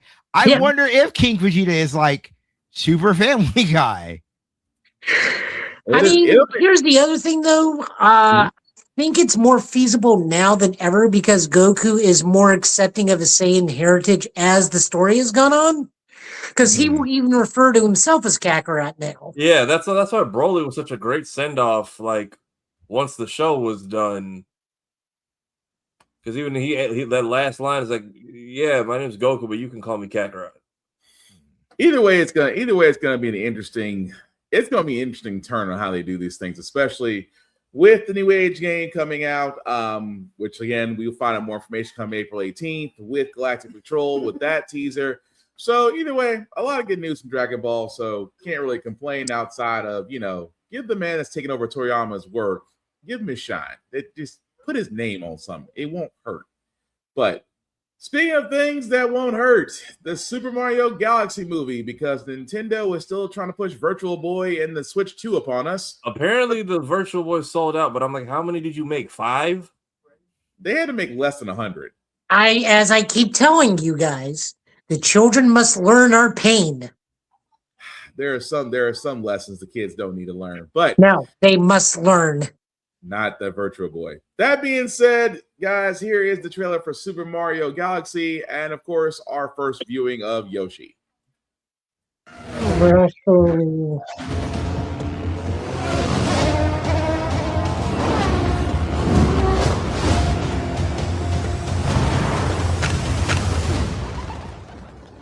Oh, you're here. Now, where's the troubled pipe?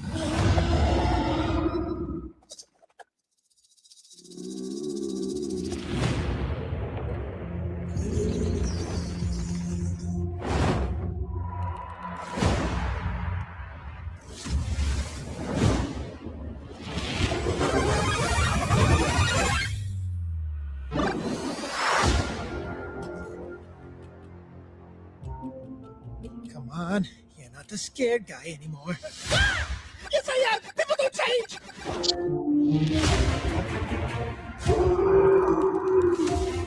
There's the problem.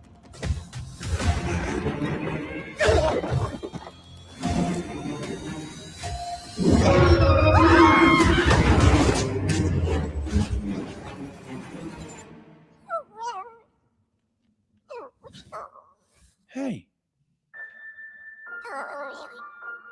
It's all right.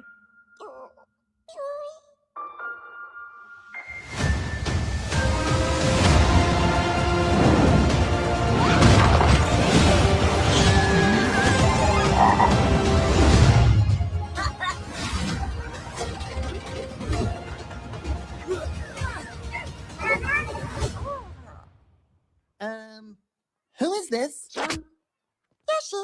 Come on. So some dinosaur just shows up and he's now part of the group. Cool.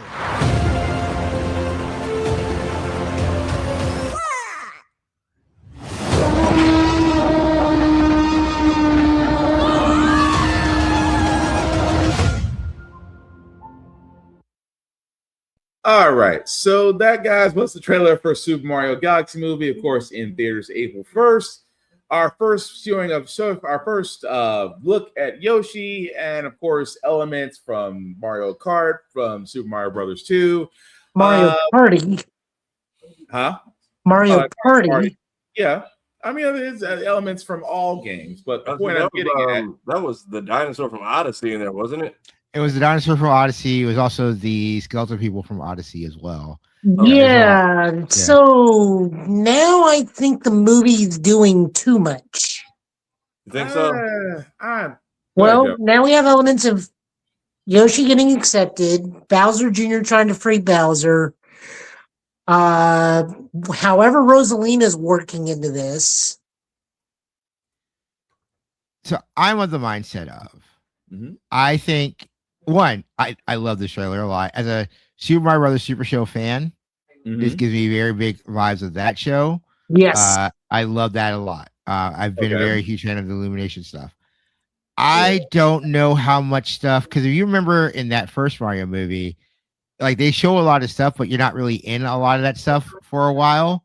I think the main story is going to be the space stuff, but I don't think you want to, like, if people haven't played Super Mario Galaxy, I don't think you want to spoil what the story is going to be. So this is a fine ancillary trailer to put on here, because at some point Bowser Jr. is going to steal back Bowser. So that Birdo scene could be when he's going to Bowser Jr. is going to go steal back Bowser. But I really, like I said, I like it being bigger, because the thing that the problem when you're doing a video game movie is, if you had this large world, how can you tell stories that like combine in it? And what I love what they've done in the Mario world is, like, we're not going to do one of the games. We had this large, expansive world. We're just going to tell stories in that world that might link to other stories, but we're not beholden by those other stories. And I think that is a very interesting take of doing these. Just realized something. I don't know if I'm missing it or not. When the T-Rex was roaring at Yoshi, what was Toad holding? Because it looked like Baby Mario and Baby Luigi. It might be. Didn't even catch it. Hold on. It might be because that they're in a land of Yoshis, so it could be true. I had to go back and go find it. I was kind of loading up the next one, but Yoshi holding a Super Scope 6 is still my favorite. It's great. It plays into his first movie appearance. True. That's all I was laughing about. Yeah, Toad is holding a Baby Mario and Luigi. So I was right. Yeah. So Yoshi is now doing Yoshi things and trying to protect the two of them, it would seem. Wait, can I see? Oh, yep, you're right. Found it. So yeah, they either get turned into kids. They get turned into kids, or I wonder if the Super Scope turned them into kids. I wonder if we learn. I don't know. Maybe we see other Yoshis in. Yeah, we see in that stampede. There's other Yoshis in that stampede when they're running away from the T-Rex. So I wonder if we see baby other characters they've taken care of, like, because we know Peach just wandered in here as a child. So I wonder if they cared for her, or if maybe we see baby Luigi or Waluigi and Wario. I think we're gonna wind up seeing Wario. I want Danny DeVito to be Wario. But yeah, like I said, I don't think it's doing too much. I think it's just giving us, because again, I was the same way about the first woman, and then about the first movie. Then again, I was really critical of Chris Pratt being used the voice of Mario when they had a person right there who could have easily done it. But that's neither here nor there. So I will say this: I will probably give this a fair shot. I still want to see what they do with it. Again, the first movie was enjoyable. I want to see how they include Yoshi in this, and yeah, I don't really see a downside to this, because Nintendo is really going to be banking on this movie, considering the fact of how much they throw into it. So yeah, I'm more along the lines of Nintendo's going to treat this with kid gloves, because let's be honest, Yoshi plushies and toys have already either been ordered and are being assembled as we speak, and yeah, they're banking on it, in my opinion. But what do y'all guys think? I mean, that's a cute character that you can make marketing money off of. That comes in multiple colors and styles. Yeah, Yoshi's about to become annoyingly big. But like I said, I am very excited about this movie. I enjoyed the first one a lot. I am glad I live in a world where both Sonic and Mario have good franchises. Man, well, we had to bully the crap out of Paramount, but yes, Paramount had to get bullied a little bit for that to happen. But your fair point. It's a fair point. Tafari, what do you think? And Joe, also your opinion as well. I mean, that's like 2 months away. Like April is not far, so we're about to see. I'm surprised we haven't seen a heavy marketing push already. Also, I missed the direct. Did we really sit there for 30 minutes for one movie trailer? Movie trailer, and then there was some other things for Mario World and Kart. Okay. Yeah, I think it'll be fine. I think it'll do just as good as the first one. I think they're being vague with the story on purpose. I'm curious to see how it all ties together because the first movie was great. So I do want to see how this does. I feel like it'll be just as fine at the box office. As long as nothing like crazy or weird happens, but that's every day over here. So we'll see. I think it'll be fine. Kids will probably go flock to it like they did the first one. I'm curious if the little sadistic star from the first movie comes back and is a part of the whole galaxy part with Rosalina. So we'll see. And then Bowser Jr., I'm curious if we're getting any Mario Sunshine elements outside of just him being there. Right. Same way. Joe, what about you? No, I'm down with what everybody else says. It looks super duper fun, and I cannot wait. All right, fair enough. Because like Farah said, April 1st ain't too far off, man. And Blink will be in February, Blink will be in March, because good freaking grief. But also another movie that also dropped the trailer that people have mixed emotions on or reviews. The trailer for Masters of the Universe, because Hasbro said we're not sure when the next G.I. Joe Transformer movie is going to come out, but here's He-Man. But if you haven't seen the trailer for it, here it is. All that stuff that only exists in legends and bedtime stories.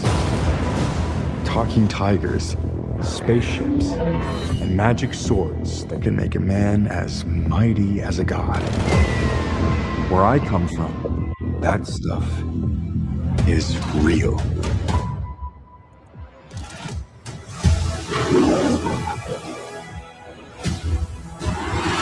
Why did you send me away? I wanted you to be safe. So I sent you to a place I knew that they'd never find you. There's... This obsession with nerd stuff and sword things, it's not a good look for human resources.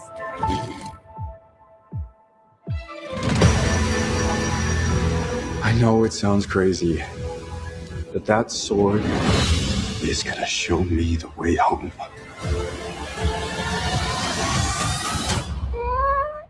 Sir, you can't do that. Don't worry, the sword's mine.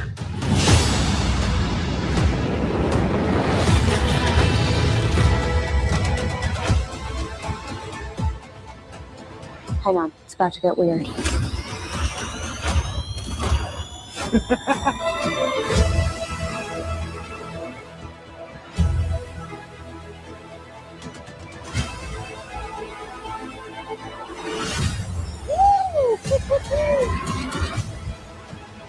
What am I supposed to do? Take the sword. You protect them.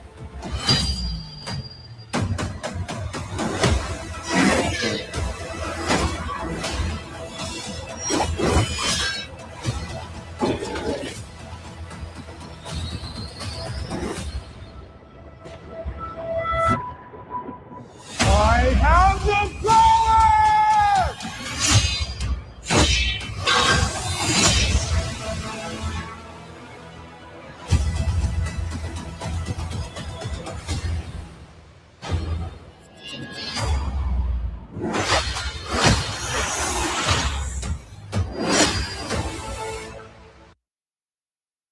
All right, so that, guys, was the trailers for Masters of the Universe. Will be in theaters June the 5th.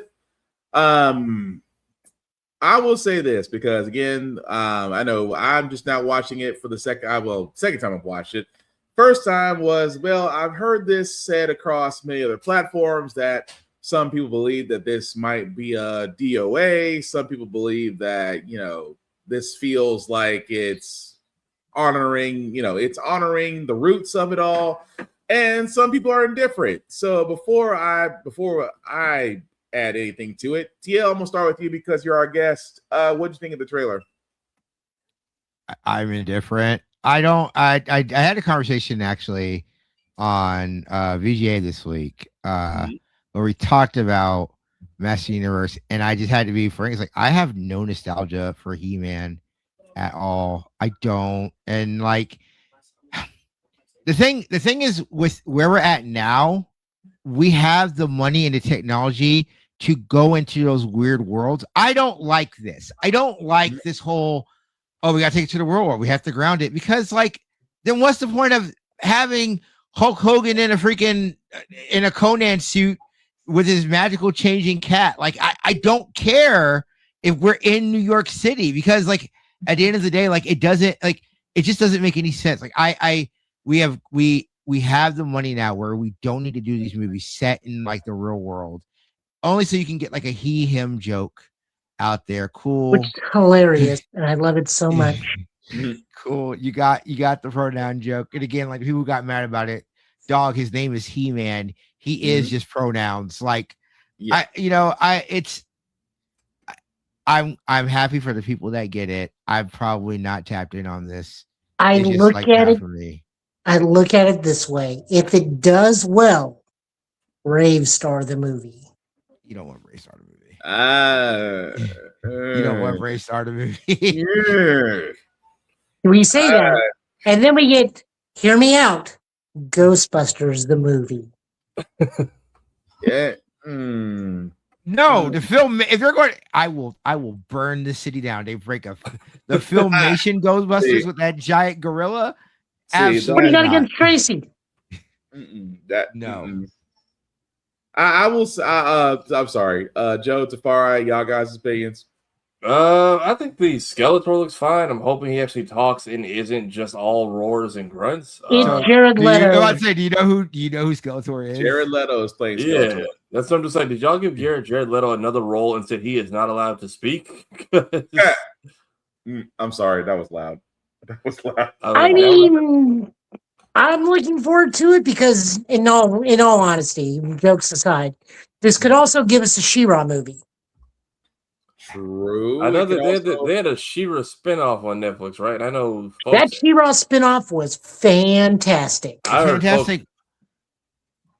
But what's good about it is it's being in the She-Ra world.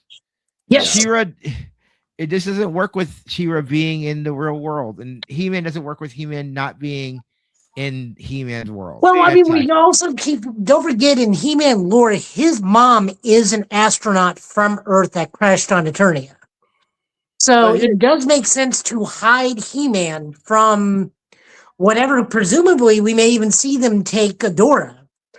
In order to hide Adam in this continuity, she took him to Earth. I'm sorry, but go ahead, Tafari, what you were saying. Go on and finish your thought. What was I going to say? Yeah, I don't mind Jared Leto having these superhero villain roles. I just hope I think people stop thinking that Doom's the project. I mean, I hope it doesn't, Jesus.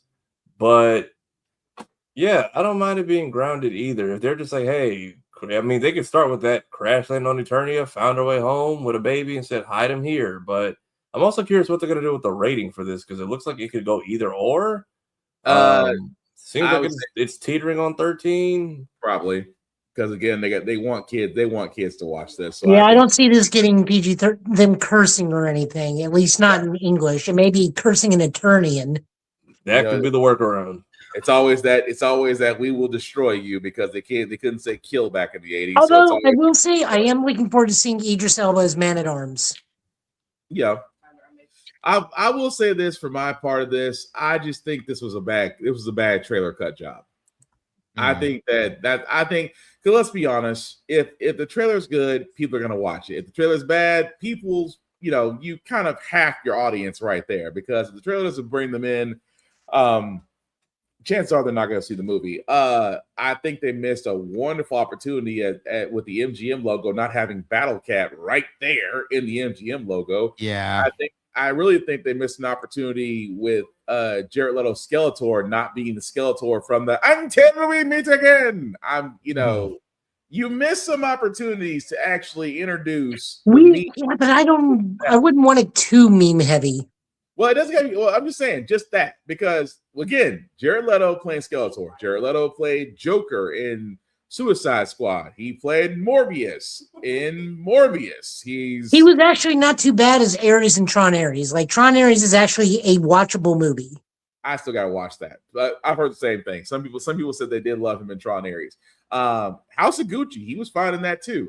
But the thing about it, but again, when you have all of that, and just like TL said, and just like you said, Joe, it's the premise of how you're trying to bring a movie to live action.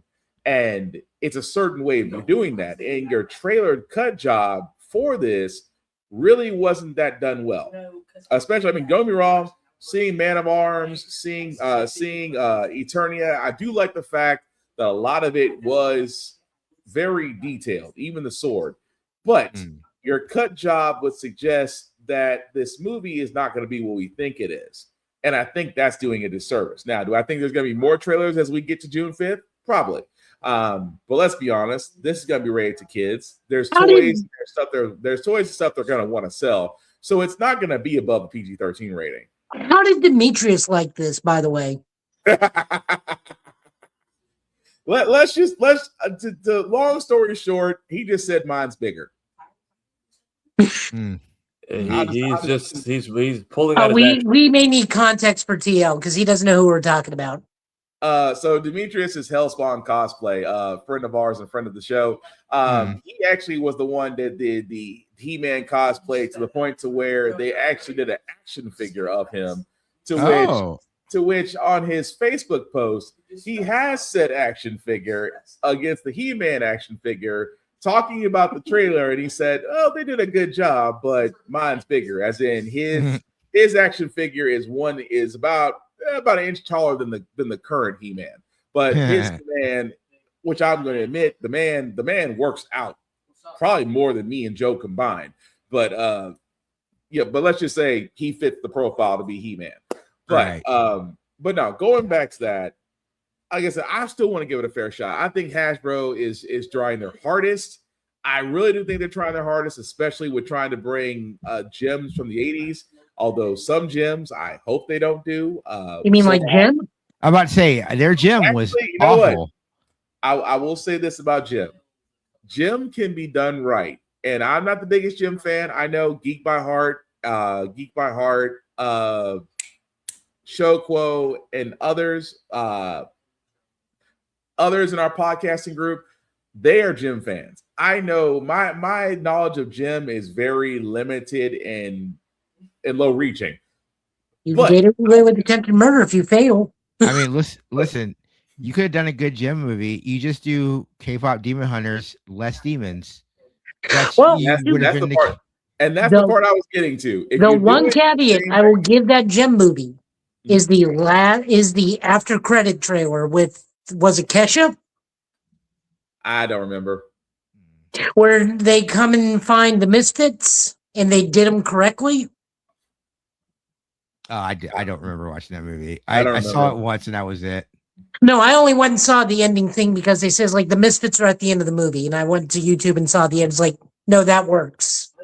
But that's the thing. Gem can be done. I'm thinking like, don't do Silverhawks. Silverhawks. You just don't want Hot Wings in it. Just say your mind. Not just Hot Wings. I just don't think, and again, not to go off into a tangent because we still got one more trailer.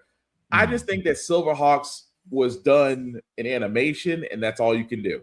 I don't think you can translate Silverhawks live action. So what you're advocating for is Tiger Sharks, is what I'm hearing. No, what I'm hearing is Jace in the real Warriors is the one that needs to be done. Go on. Warriors, yes. Wow. Think about it. Okay, I see your Jason the Will Warriors, and I'll raise you robotics. Robotics is fine. I want that dark trailer music, the going real fast. Hold it on time. Wait, does that mean we actually have the technology to do Visionaries? Yes. I hope they don't. don't give them ideas. The IP. Look, Visionary was already scraping the bowl on IPs, and I'm pretty sure you have to go and be like, okay, now who owns Phantom? All right, now who? Like, you have to go in and like get all those IPs together. A kaiju movie with Inhumanoids would not be that bad, honestly. All I gotta sit there and say is, let's not give Hollywood ideas to go look for IPs that nobody's looking for. Let's not give them ideas. Ulysses 31, the movie. No. That has Saber to be Riders animated. and the Star Sheriffs.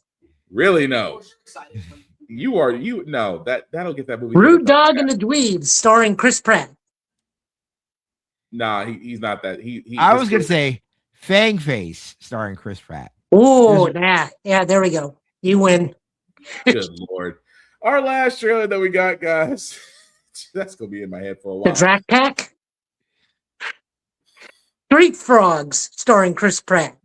Good God. Star Wars Maul Shadow Lords teaser trailer that also dropped and looks interesting. Here it is. As I'm trying Also strangely starring Chris Pratt.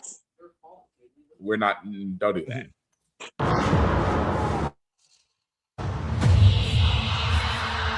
Times have changed. I will show you the galaxy for what it truly is. See things from a new perspective. Is this what our future holds? Always running.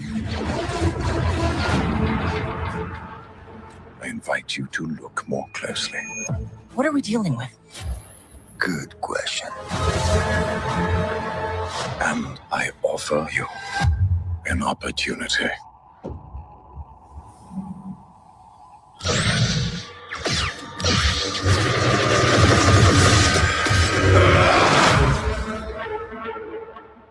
Maul.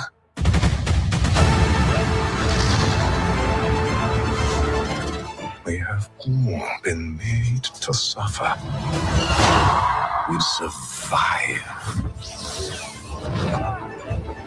but do not live.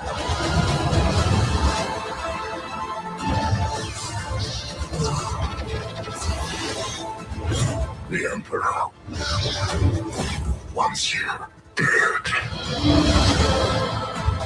Chains can be broken. Hang on! And empires can be shattered.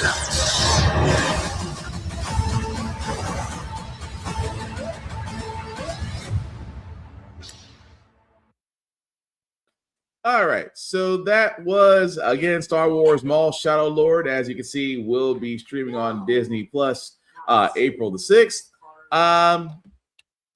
Because my knowledge of this area of Star Wars is very limited, I usually lean on Room Full of Blurs because she is the more well-versed person in Star Wars than I am. I just know I'm going to see it. I'm definitely going to watch it when it comes out. I'm streaming it. But TL, Joe, Tafari, what do you guys think? I mean, I'm hoping this is a more dark and violent show since we are following, I guess, how Maul survived up until what is the one that comes after up until Rebels. Yeah. What would you have, TL? Oh no, I was gonna let you go ahead and go. I love it. What you can tell is Dave Filoni is like, or not Dave Filoni. No, you're right. Yeah. Dave Filoni is like, you can see like, oh, they did just say, "Hey man, go at it." It looks really cool. I love the Maul mythos. I've been very anxiously looking for more Maul after I saw him in Solo, a movie I did not hate.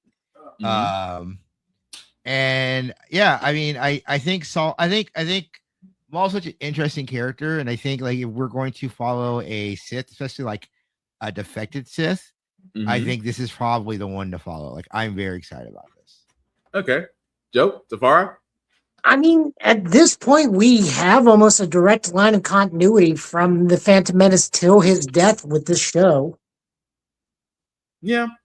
Like I said, my knowledge of Maul was really was really episode 1, and I didn't really, and I'm just now catching up, and please do not stone me for this. I am currently going through Star Wars, the Clone Wars, and trying to catch up with everybody else. So I'm seeing more evidence of Darth Maul and what he was doing during that time, and I can see why everybody loved it. But like I said before, I know I'm watching this just because, again, looks fun, can't complain. Hopefully Ray Park will stay very far away from this. But Tafari, what about you? I had fully forgotten about all of that, and then you had to bring it back. Just why? Because somebody's going to look at Ray Park and say, "Are you involved?" I'm like, dude, if you're Ray Park right now, turn off social media and hide. I don't know. I mean, he could be casted to do the mocap. He can't go nowhere near this right now. If it ever sees the light of day, he can't go nowhere near this right now. He can't. Now, what happened? Long story short, something on his social media shouldn't have been there. He went on a bender and just started posting a bunch of random kind of wild stuff, and it was just like, so is no one going to stop him, or right? And I think it was around the same day this teaser dropped. Yeah. So it was, Can't be more random than the dude who's 5'4" trying to be Rugal Bernstein from the King of Fighters. No, but it's let's just say the content that he put out there, he really should have not. And then we watched his follow count actively dwindled like a lot that day. It was dropped like a hot pocket. It was quite the experience. But the show, I mean, I think the show will be good. I'm curious to see who we come across this series. I can see they're working in, I believe one of the Inquisitors from Rebels is making it with the mask is what I saw here. Yeah. I'm curious what other stories get tied in or mixed into this at all. I would assume Kira from Solo would be making an appearance since she is directly reporting to Maul at the end of the Solo movie. Right. That's why I'll lean on you guys for that. And I wish Roomful of Words was here because this is her area of expertise. And I know in our chat she was very excited about this. Almost started to go into detail, and I'm like, I'm gonna have to have her back on here one day when we are reviewing those episodes. But come April the 6th, again, especially with Mr. What's that guy's David's last name? Dave Filoni.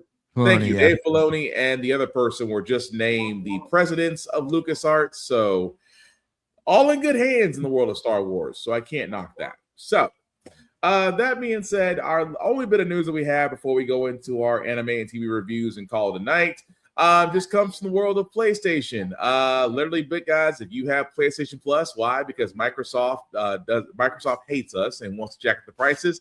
PlayStation sat there and was honest about their tiers, but these are the monthly games that you will be getting come February the 3rd. You can get Undisputed, Subnautica Below Zero, Eltros, and Ace Combat 7 Skies Unknown, all playable February 3rd. I know I can speak for Ace Combat 7. I am a fan of Ace Combat series. I can't wait to play the newest one, Ace Combat 8, when that comes out. I have played Skies Unknown. Again, if you're of the Afterburner generation, again, if you played Afterburner, you're going to probably like Ace Combat 7.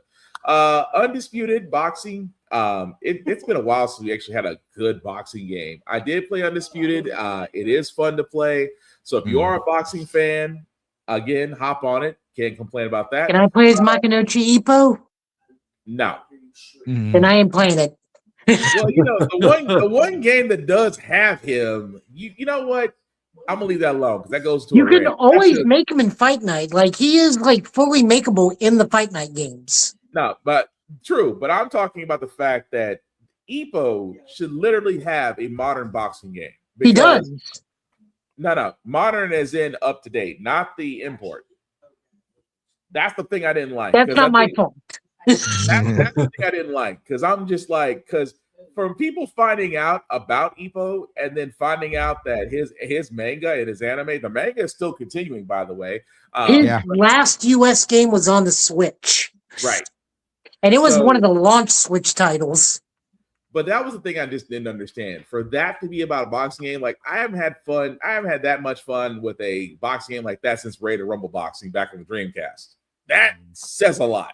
But again, not trying to go down the rabbit hole. I'm just saying Epo's boxing game could be done. Just saying. But anybody in the group, also, again, I've never played Subnoctable Zero. I've never played Eltros. Just throwing that out in the group. Has any of you guys ever played those games? Or if you just have opinions on the other games? No. Ace Combat, it's very, very fun, very anime. Very anime franchise. I needed to be more anime. I needed those Jets to turn into robots. You just want macros at this point. What's your point? Yeah, I played what was that, 4 recently, Shattered Skies on the PS2. So I've been that's 4. I've been looking to get more back in Ace Combat. So if this drops, I might go ahead and pick that up. Yeah, so this actually will drop on February 3rd. Again, this is available regardless of the tiers that you have. Like I said before, PlayStation was honest about their tiers. Xbox said bump y'all $40 plus if you want to have that ultimate. But again, for all those that do have it, just giving you our opinions on that. But yeah, also there are some still sales. I will say this: there's still sales going on in the Sony and Steam. I would say I would put you more to Steam than Sony right now, because Steam has a lot of sales going on. So again, if you are the PC variety or you have a console that can run Steam, I'm just trying to save you a few bucks. That's all I'm trying to do. But that being said, we are going to move to the last portion of our show tonight. TV and anime reviews. TL, this is the part where we usually go over shows that we're watching, that we're following. Again, you don't have to go into spoiler territory. If you just want to give a synopsis or an impression of it, you're more than welcome to. So since you're our guest first, sir, what TV shows and anime are you currently following? So I talked about it earlier, or not earlier, but like off mic. I want to use every opportunity I can to promote Gachiakata. Gachiakata is my favorite current anime / manga I read forever. I said that Rudo is the saddest boy in anime, and I stand by it. He is just to freshen the character. And I love it. I think the story it deals with who haven't watched it. It deals with themes of class struggle and like what is trash and how you deal with it and how you recycle and how do you put love into things that are like kind of inanimate and like how your love is able to show out through other stuff. But also deals with like themes of like assault and like abandonment and everything in a very it's weird to say a tasteful way when you talk about that kind of stuff, but they do it in a very fun way. I love it. It's this is a huge shout out to the dub community. I cannot confirm if the dub writer is someone black, but I would guarantee it is. And that show has so many great black characters in it. Love Gachiakata. I also want to shout out, I don't talk about this enough on podcasts. I'm a Law and Order fanatic. And this is like it's sponsored like me and my dad like sitting down watching old Hate McCoy episodes. But I keep up with SVU.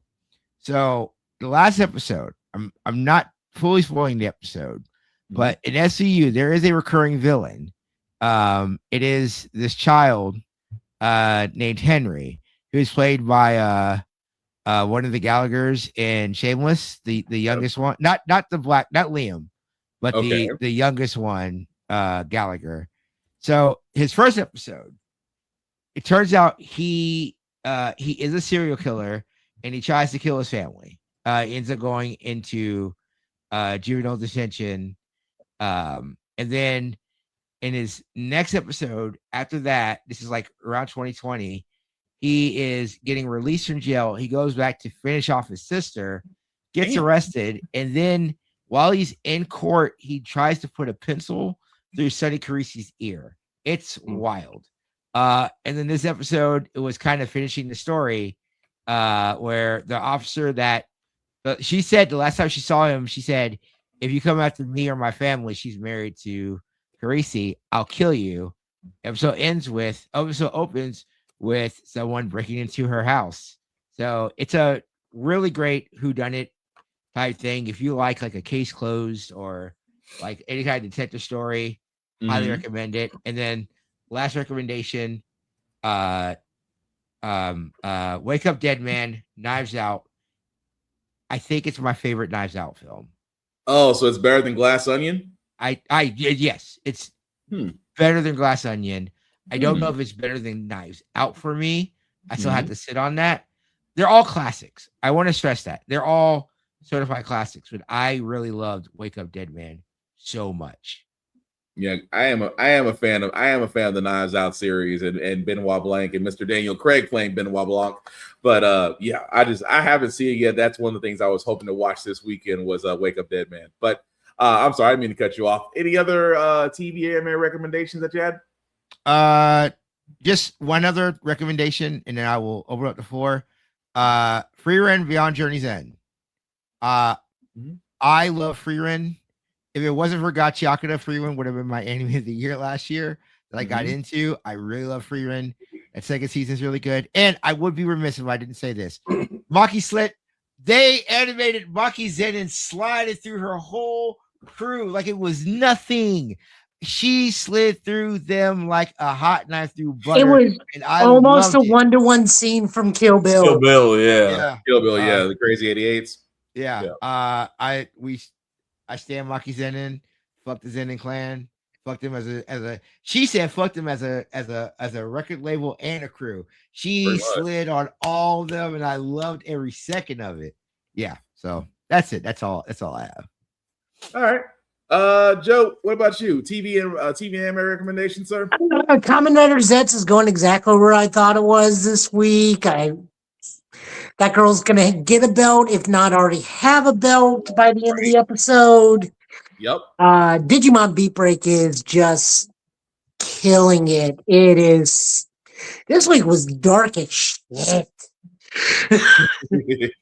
Especially because we're getting to know the opposing team, Tactics Team 7. We're focusing on them, and I'm like, oh, you're in a war-torn country right now.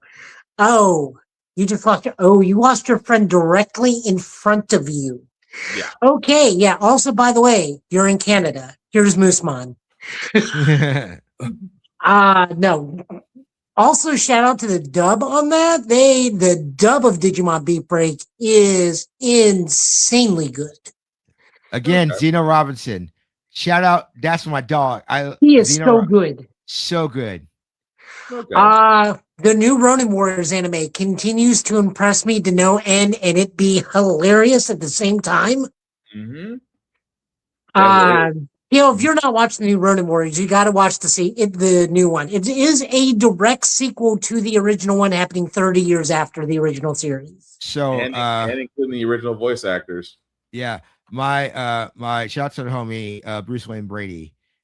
We were hanging out one night, and he had told me like, "Oh, hey, the trailer is out," and I watched the trailer, and then I was a day one. I was like, "Yep, this is my whole personality now." So yeah, I'm in on it. What other anime I'm watching right now? Because I watch a lot of the stuff most people don't normally watch. I am also watching The Holy Grail of Eris, which is a giant murder mystery set in Victorian times where the main girl is possessed by the ghost of a woman executed. And she has to navigate bureaucracy in order to find out why said ghost got murdered. So pretty good stuff in the grand scheme of things. Hey, Geeks Super Nerd. Hey, what up, man? Hey, Shocker to y'all. What's going on, man? What up, Geekster? What else am I watching? Surprisingly, a lot of Beyblade because my store wants me to start doing Beyblade at the store.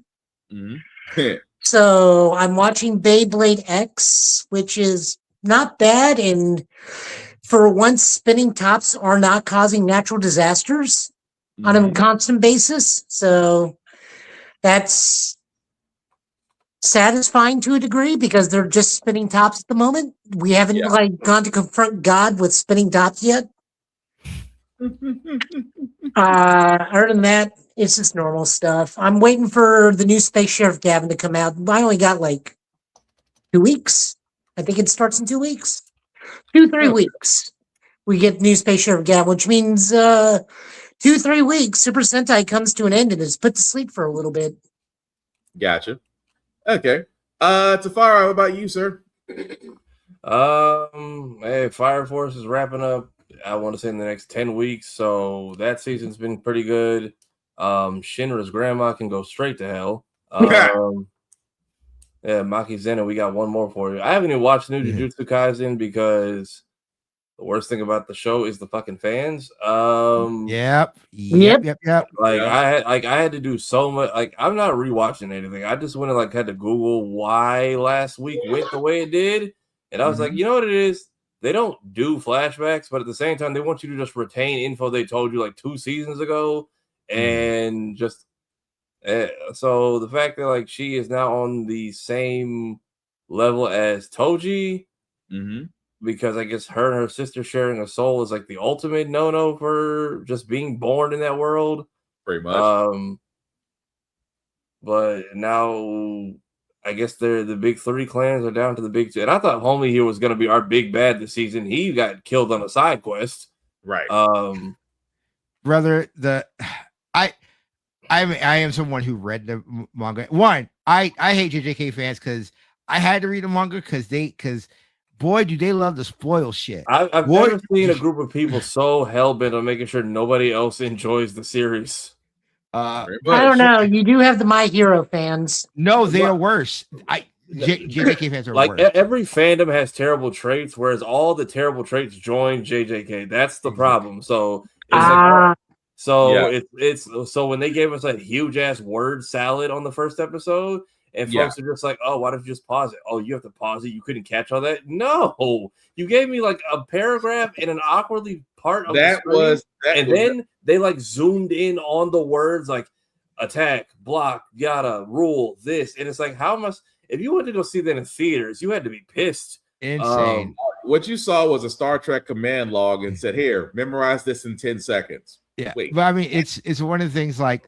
I always tell people the Culling arc is not great, but Gege Akutami at the time gets at his sickest. Like I'm excited to see what the anime does because there's things about that story that just seems rushed because he literally just got too sick while he was doing this arc. Yeah.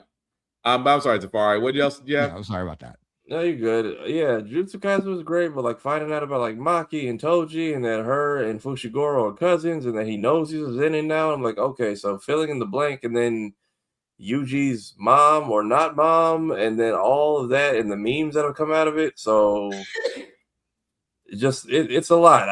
I'm just making sure I digest it fully before I jump to the next episode, and I'm even more confused. You just can't tell anybody you don't get it, or people have a cow for some reason. Yeah, that's great. Fire Force is great. My Hero Vigilantes is back. I don't know where. Not sure where Knuckle Duster has been the last like 4 episodes. He is just absent as of late. But I was gonna say, go ahead. Yeah, following Crawler and Popstep pretty well, but I'm like, we're missing Freaky Fist Grandpa, so I'm curious when or how he comes back into the fray. I did like the fact that he learned that he can shoot air blasts, and he's just like. Right. Yeah, the fact that his mom literally slapped all the skill, like factory reset his skill set by slapping him, and now he's like unlearning his childhood trauma, and it's just like, oh, I can fly, and I feel like he's going to evolve to where he doesn't need to be on all 4s. That's what I'm hoping for, because the crawling thing is getting a little ridiculous. Yeah. Well, isn't his like superhero name in the future Skycrawler though? I don't know. I don't know what. Like, I don't even know if Vigilantes is done yet as far as a manga. No, but I thought he is seen in the standard My Hero stuff, and his superhero name fully is Skycrawler. Oh, I don't know. I have no clue. I know this is definitely. I mean, it's been so long, not long, but like I got wrapped up in this. I forgot All for One is still alive in this show and causing problems again. Right. Because I heard the voice. I'm like, didn't you just die? But I'm like, right, that was a whole different series. Yeah, I don't know where Knuckle Duster is. I'm hoping he's not like just gone for this entire season. What else? Oh yeah, Primal on Adult Swim is also fantastic. This zombie journey they have us on, and I'm hoping based on the teaser for next week that this season is taking place between now and the end of season 2, so everyone kind of gets a happily ever after, because basically getting to see what happened after our main character bit the big one, which there's no rest for that girl and her people. But they at least have dinosaurs and dino babies now, so we'll see how that what happened. Yeah, that's fair. All right. I guess for myself, because I get a lot of the stuff that got covered, so I'll go on the TV side. Fallout, Amazon Prime has been amazing. Still amazing. I am not going to leave where it is. So the last episode was a whole lot of WTF. If you're not a Fallout fan, highly recommend to play Fallout 4. Again, not to say this goes along with the story, it just actually fills in the voids of things that you may not understand in the world of Fallout. So New Vegas and 4 can definitely help you out in that situation, but the show itself is great. Again, not basically just going over everybody else. Fire Force, loved it. Jujutsu Kaisen, loved the part of the culling game. Togen Anarchy, been following that. That is, again, if you like Jujutsu Kaisen, you're gonna like Togen Anarchy because it's more about blood versus actually curse energy. But again, that's great as well. May I ask for one final thing? I am catching up to the stopping point on that one. Again, we covered this not earlier last year.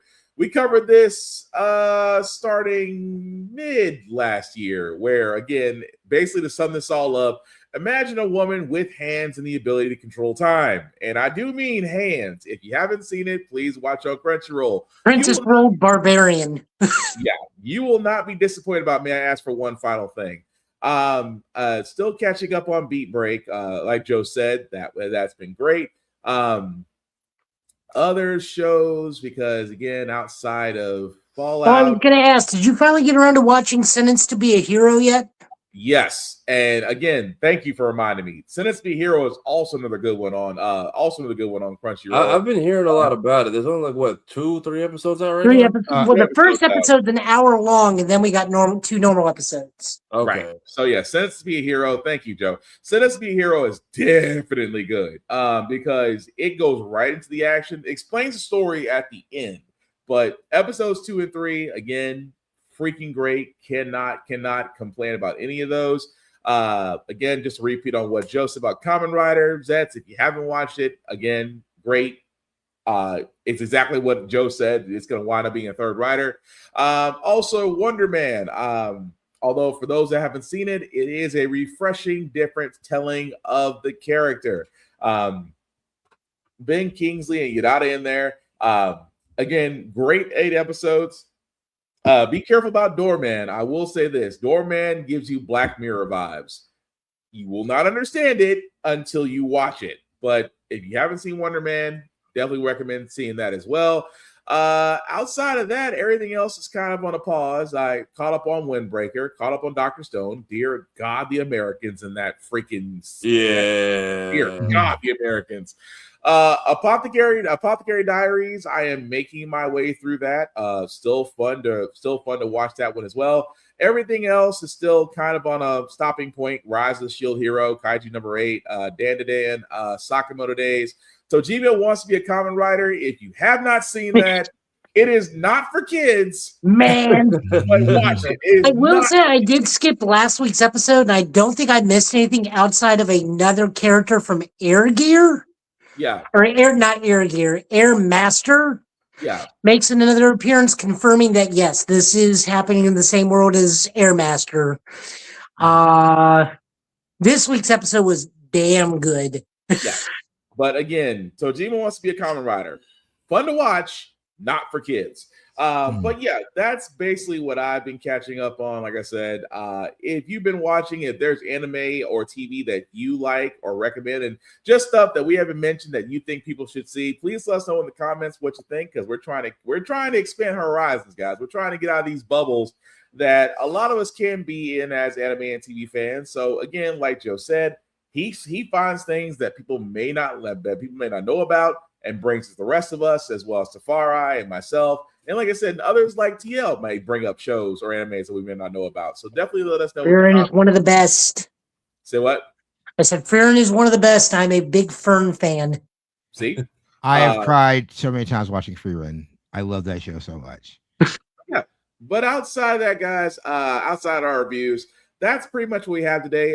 No comic book. There was one other thing. Go give the new Star Trek a try. I really do think a lot of people are sleeping on Starfleet Academy. Thank you. I've been hearing a lot about that actually. Like I've seen a lot of people who don't watch Star Trek talk about Starfleet Academy. It is so, and I thank you, Joe. It is so well done. Starfleet Academy is, when I tell you, first off, Gina Yashir, if you ever do watch our podcast, know that I love you and your character in that show. Because a Jemadar Klingon basically had a baby, and she was made for that role. And she's Tig Notaro's partner. Yeah.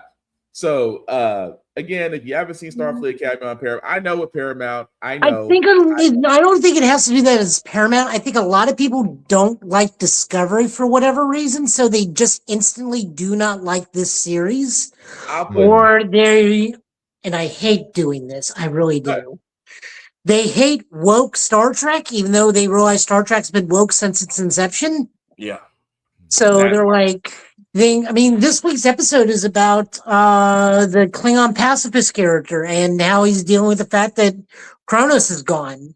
Yeah. and that's another thing I'm going to point out again for Star Trek people. If you didn't like this, here's my thing: you can dislike a Star Trek show, but if you like Next Generation, if you like DS9, if you like the DS9, if you like Enterprise, if you like Voyager, but yet somehow Discovery, and you hate it for any other reason outside the fact that you just want to hate on something, I'm just going to assume you're not a Star Trek fan.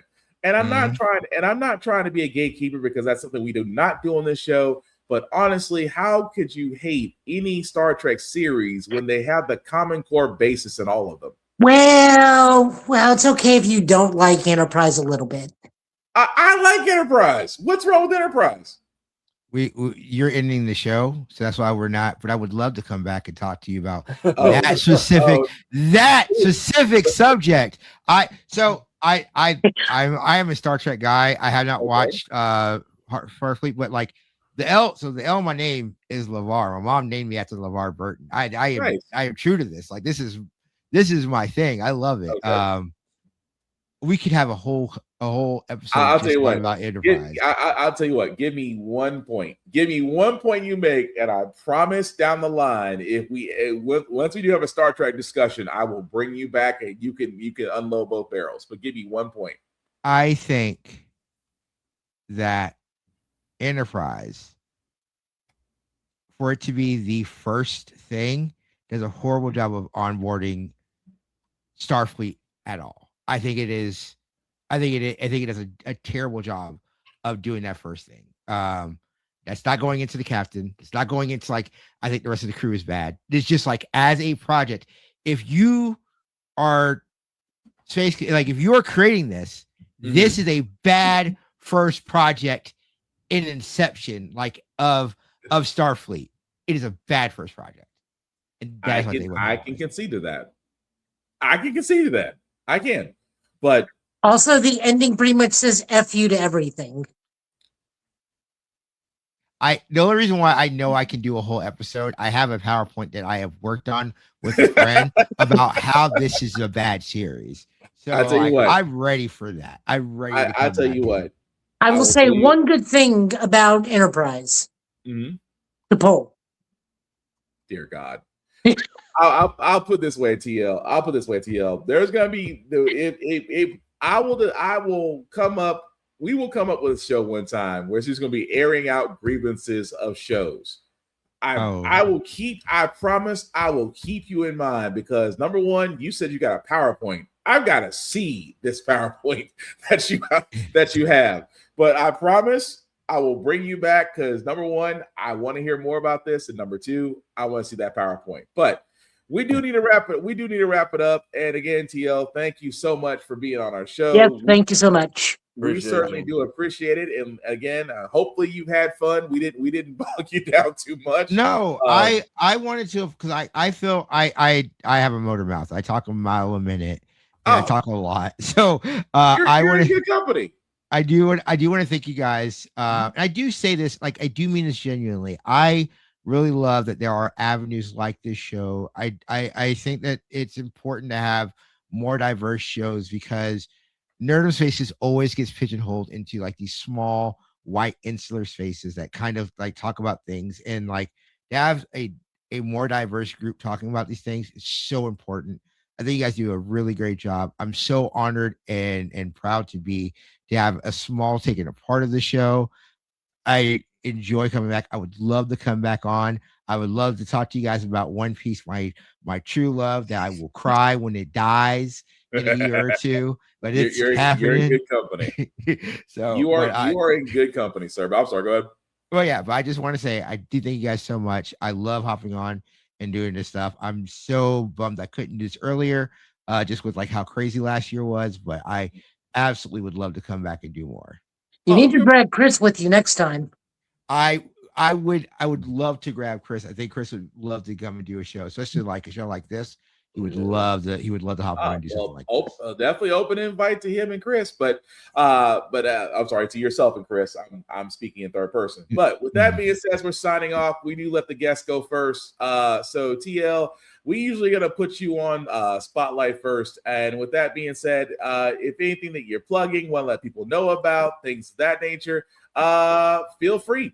All right. Well, let me get the scroll out, because like you said, I have a lot of shows. This is the first time I get to I plug my other shows on the shows that I'm on, and now I get to do them all. So the big one, Video Game Apocalypse. That is every Friday or Saturday, like this week. Wherever you get a podcast on myself, Chris Antista, and a guest. We talk about gaming news. The top 5 is really fun. Alternatively, I also do another show called Welcome to the Thing. I do that with my guys, Jarrett Green and Emmett Watkins Jr. We do that whenever we get a chance to do that. But it's a show, 3 black nerds. We sit back, we go and we talk about different things in a nerdy capacity. Super great. And then lastly, live from the Pool House, myself, Sonia Valentine. We do an episode by episode breakdown of the Fresh Prince of Bel-Air. It is coming back next month. We are finally back in. She's done making movies. I'm done being pulled everywhere. So we are doing more episodes.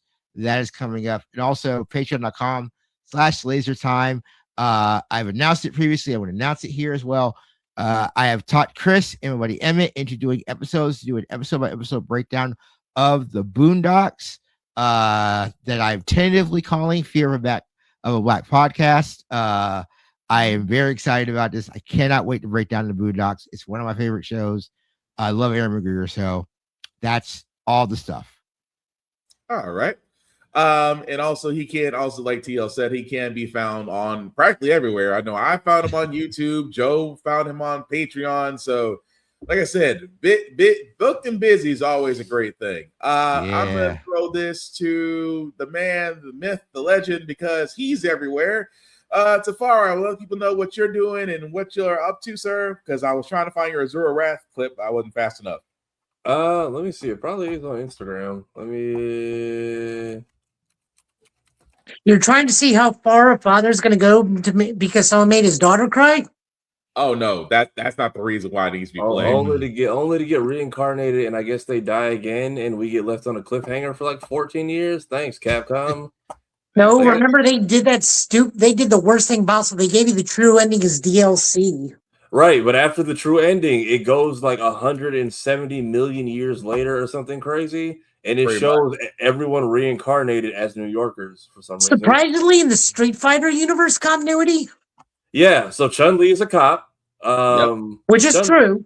Chun-Li's a cop. A bunch of the gods reincarnate as like better versions of themselves, and then in the midst of it, a fucking meteor comes to Earth, and Ashura is like, I can handle it as a regular person, and then it just says to be continued, and it's like, but you did it though. You just left us here back in like 2009, and then CyberConnect 2 went and just made every anime game ever.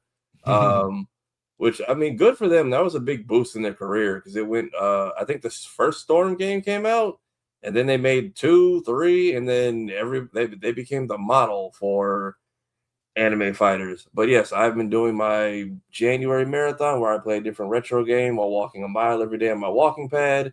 So I've played I've done all 8 episodes of Dispatch. Got both the random ass terrible endings. I promise that shit was not on purpose. I made maybe like one bad decision, and apparently it fucks your whole playthrough. I don't know. Like, I didn't reveal my identity. Apparently that's what did it. Yeah, like Ashura's Wrath, Dispatch, Custom Robo, Mario 64, the Family Guy video game. Played Bakugan Battle Brawlers for the Wii, Battle Stadium DON, the Yu-Gi-Oh collection I got from my brother. But tomorrow, putting the pad away because I got to start packing. So decided to do something different and break out this thing, and we'll see if it still works tomorrow. Hey. So yeah, I have DDR Max 2 and Supernova. If I don't get flagged off the face of the earth, that is how I'll end the month. Skits are coming back. I've just been doing short form content on the main channel just to kind of get by. I'm also doing a short every day from each game we play. So if you don't want to see the long version, I have shorts like the ones I put in the comment just now. But I also have a gaming channel, so it's literally same name is here or same name is here gaming.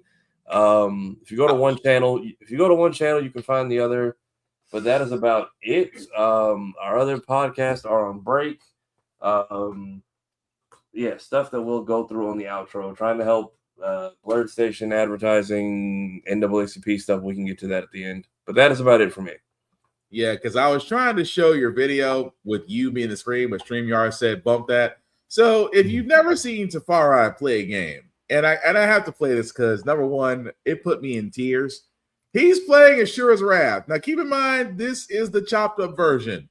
Please go to the Tafari TV and watch the full version. Why? Because of this. Let me see if this one plays better. I don't know if the playing looks. Oh, is that TikTok? Never mind. Yeah. Just a quick aura farm before I go fight God, you know. Come on, son, do your job. In the words of Tony Stark, you throw one more moon at me, extend arm. Cross your damn jaw. Got it, yes, no.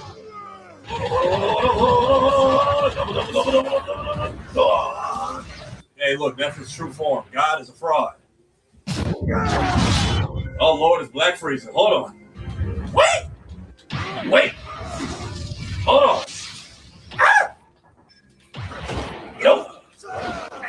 Oh, come on, I got that. Dodge. Punch. Yes. Okay. Weave. Ah! If at first you don't succeed, hit him harder. Come on.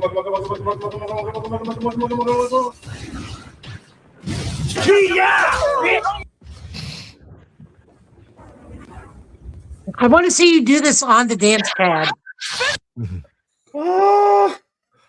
God is a fraud is a fucking bar. It's like you had that holy like Buddha look, and then it just turns into like this metallic dark fucking creature. I thought we all agreed it was from Black Dynamite said, is that frog named Curtis? Oh, that part. I swear, just the any chance I get to throw in Charlie Murphy from the Boondock, the sound when they tried to nab Oprah, I just throw it in there. Oh man, I'm sorry, y'all. Get to you. I gotta compose myself. Are you good? Literally, Tafari again. The full video is there. That was just a minute of him putting together stuff. You can only imagine. Again, watch it. You'll probably be in tears like I was in tears because I was like, I made that same type of commentary. I can't lie. Woo! Anyway, Joe, who's always busy and hopefully is staying safe and warm, sir. Want to let people know what you're doing, where they can find you, sir?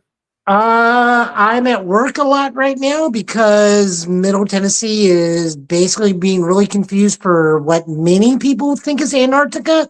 They're not ready for Antarctica. Other than that, I'm over at Middle Tennessee Gaming, helping out at the card shop. Apparently, I have to learn Beyblade now.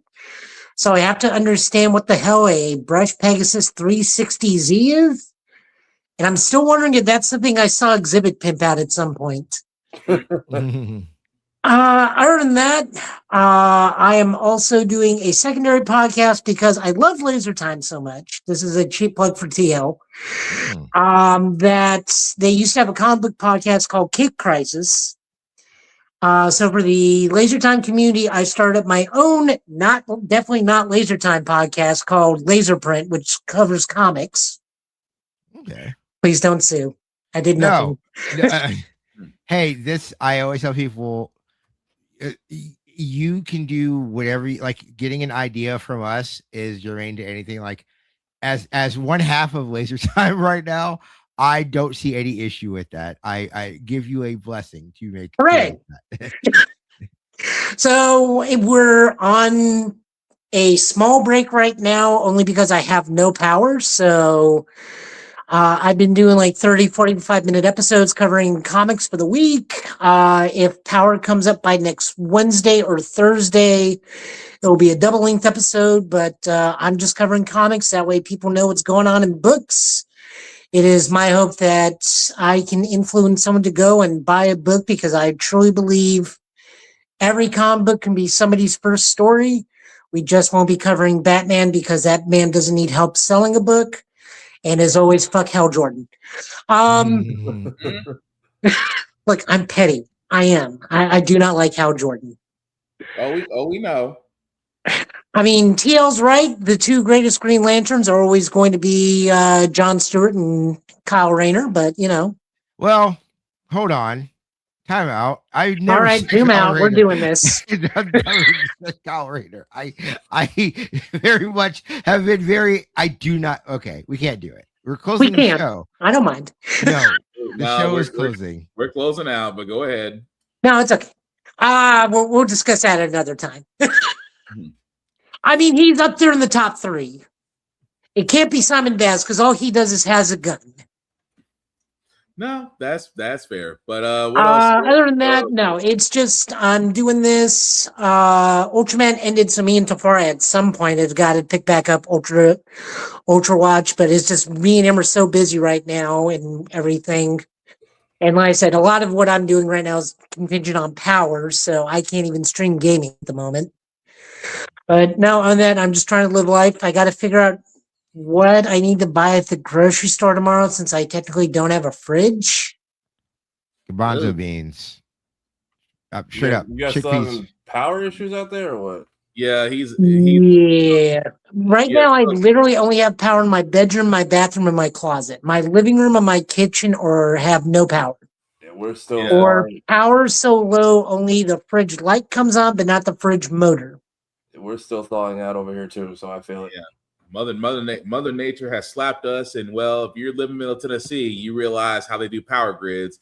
Although, let me be clear, shout out to the linemen and the lineman groups out there that are trying their hardest to restore power.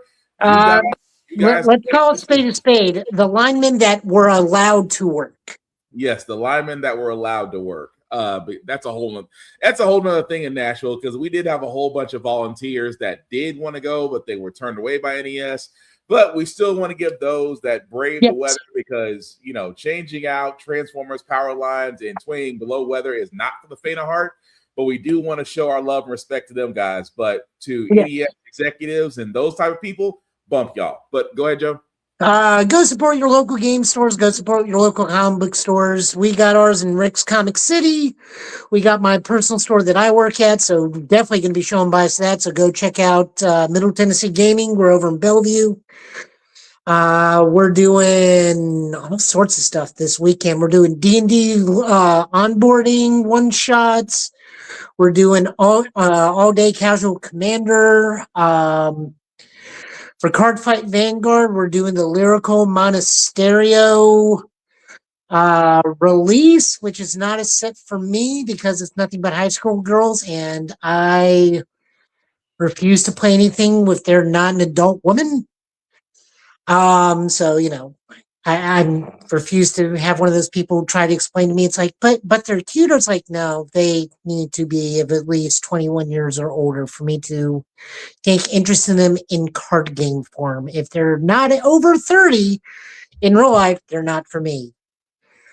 But yeah, that's enough for me. I need to stop talking. I'm tired. Fair enough. Before I do get to myself, guys, shameless plugging as we usually do here on Get Bit Podcast. Do shout out to Rick's Comic City, Nashville's #1 place to go to for comic books, for podcast, for movies, for animes, anything pop culture, you name it, they got it. 2 locations, Nashville, Tennessee, Clarksville, T, of course, their website at rickscomiccity.com. Definitely go there. You will not be disappointed. If you are not in the Middle Tennessee area, guys, please support your local comic book stores, support your local libraries, support your local bookstores, support your indie artists, the writers, comic book writers, much like Midnight Comics, just to name one out of many. But support. They cannot do any of this without you. Also, shout out to APR TV. Why? Because, well, the podcast of Get Bit can be seen on APR TV. It's an app that can be seen on Amazon Fire app, or on the Roku app. Definitely download it, as our show is there, as well as other shows you can watch. Again, you won't be disappointed. Also, blurredstation.com. Again, it's a site that's for us, by us, with content, movies, television, anime, you name it, they got it. And especially with BlurredCon coming up, BlurredCon 2026, that is definitely coming up. We actually here at BlurredCon, for BlurredCon, I should say Blurred Station, actually will be hosting advertising for BlurredCon. How does that advertising work? Simply put, if you go to live stream like I'm showing here, just go to BlurredCon like it's showing there. And if you scroll down, you should see tiers, which it looks like they're not up as of right now. They might be getting slightly updated. So we updated the site. So if you click live stream, that's the tiers. And then if you just click live stream, the tiers are there. And then you click the previous years to see how the streams went. And then you can check out that way. Thank you. So, thank you, Betfar. So, yes, those are the tiers right there, guys. As you can see, the tiers 1 through 4 and the advertising. And if you scroll down, you'll get to see what actually comes with each of these advertising tiers if you so choose to purchase one. Again, we will be streaming all week, not all week, the entire weekend of BlurredCon 2026 in DC. So if you do have a show, if you have products, if you have a commercial, come talk to us, because we would love to promote you while we're doing it so you can be seen by other eyes. But aside from that, from Blurred Station itself, $10.99 a month to stream on Blurred Station, and Blurred Station can be streamed on all smart devices. Also, check us out, the Get Bit Podcast, on YouTube at the GB Podcast. I'm extremely proud of this because you can type in the GB Podcast. We are the first thing that shows up now, which again, to me, is a freaking win. But definitely like, share, subscribe, hit the notification button whenever we go live, whenever we're streaming games or new shows. You can definitely find us there. And again, we cannot do this without any of your support. So we do thank everybody that likes our show, that lets us know about it. Again, tell a friend, share, get somebody else's email with permission. With permission. With permission. I can't stress that enough. But again, like and share and follow, and we would certainly appreciate it. Also, shout out to Cleo Thomas, because we want to send this man love. This man is a one-man campaign right now, because he is being nominated for an NAACP Image Award for Outstanding Digital Content Creator in Gaming and Tech. This man has been in the game for 3 decades, guys. 3 decades he's been in the entertainment industry, and he's never been nominated for anything. So trust and believe he is on a hard campaign to get people to vote for him. And how you can do so, guys, is there's a link in his bio that takes you here to the NAACP voting page, where you can see he's facing some heavy competition, especially Corey Kinchin, Gerard Williams, Jeanne Lopez. Again, all well-deserved content creators. We don't know who they are. But again, if you do want to vote for Cleo, guys, simply hit the vote button. and then just go from there. As far as filling out email necessary information, you can vote multiple times, once a day. And also, again, if you have other people that want to support him as well, just go in again to the NAACP link under his bio in Instagram, hit vote, and you can do so on a daily basis. The guy really does want this. And again, we just definitely want to spotlight those that really deserve their props. And think about this, man. If you really think about Cleo Thomas, he's been in a lot of the movies that we do remember, not just Holes, not just Roll Bounce. Again, I can keep going down the line. He's been in a lot of movies, a lot of television shows, and this man just simply wants to be able to get this award. So let's help him out and do so. And it's his birthday today, so go vote. It is his birthday. So yeah, happy birthday, Cleo. If you watch a show, we don't sure if you know you're not, but if you do, we appreciate it. But definitely happy birthday regardless. As for myself, guys, again, I have my own personal IG, Black_Spartan615. You can follow me on all the socials. Just don't make it. I do talk to everybody. Just don't make it weird. I want to get the habit of blocking people. I do streaming. I accidentally did not start streaming Star Wars Outlaws. I started playing it and got into it. I will probably start streaming that tomorrow. Forgive me, I did get a little ahead in the story, so hopefully you'll still watch me as I try to stumble and bumble my way through a stealth game. Even though I don't really do stealth, because in my eyes, it's still a stealth mission if there's no witnesses. Just saying. Outside of that, guys, my other show, How the Frack We Got Here, is still, for the political side, when we talk about all the dark stuff in the world, every Wednesday at 8:30, again, all the socials as well.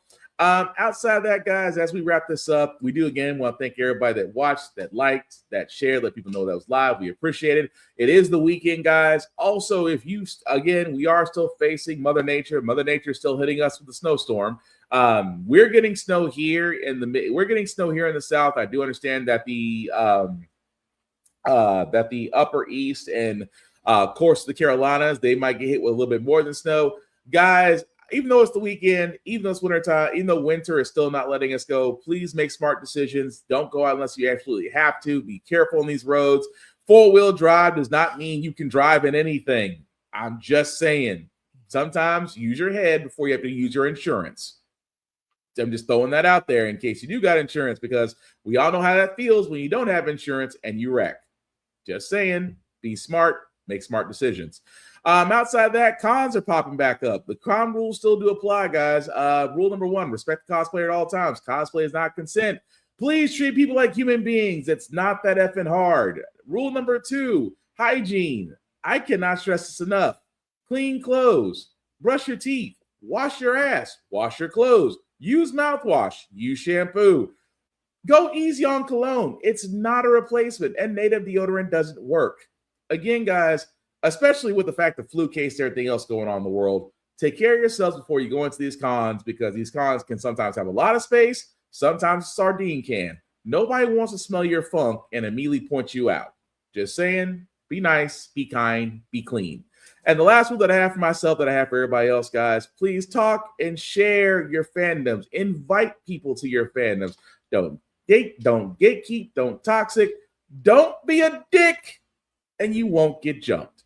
That being said, as we wrap this up, guys, again, we want to thank TL for being on here as our guest. We will be back here next week, same Get Bit time, same Get Bit channel, with news of the week. And outside of that, like I said, enjoy your weekend. Please stay safe. Please stay warm wherever you may be. And yeah, try to enjoy it. Protect your peace. Mental is everything. Protect your mental. Go outside, check on your friends, call and text them, and enjoy yourself. However you may do it. We just don't want to know if it's illegal. But that being said, fellas, any last words for we call tonight?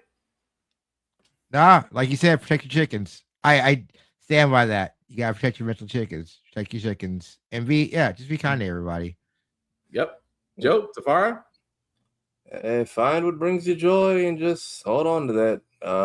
If you're in the South like us, just give it a few more days. Everything will thaw out and the shelves will get restocked eventually. Also, hot water and vinegar melts ice. Just saying, if you're out of rock salt. Take it from somebody that tried that today. Yay, science. That being said, I've been Spartan. He's been TL. He's been Tafara. He's been Showa Guy Joe. This has been the Give It Podcast for tonight, guys. Do thank you all for watching. Please take care of yourselves and each other. And I promise we will get through this. Live long and prosper. We are out. Peace.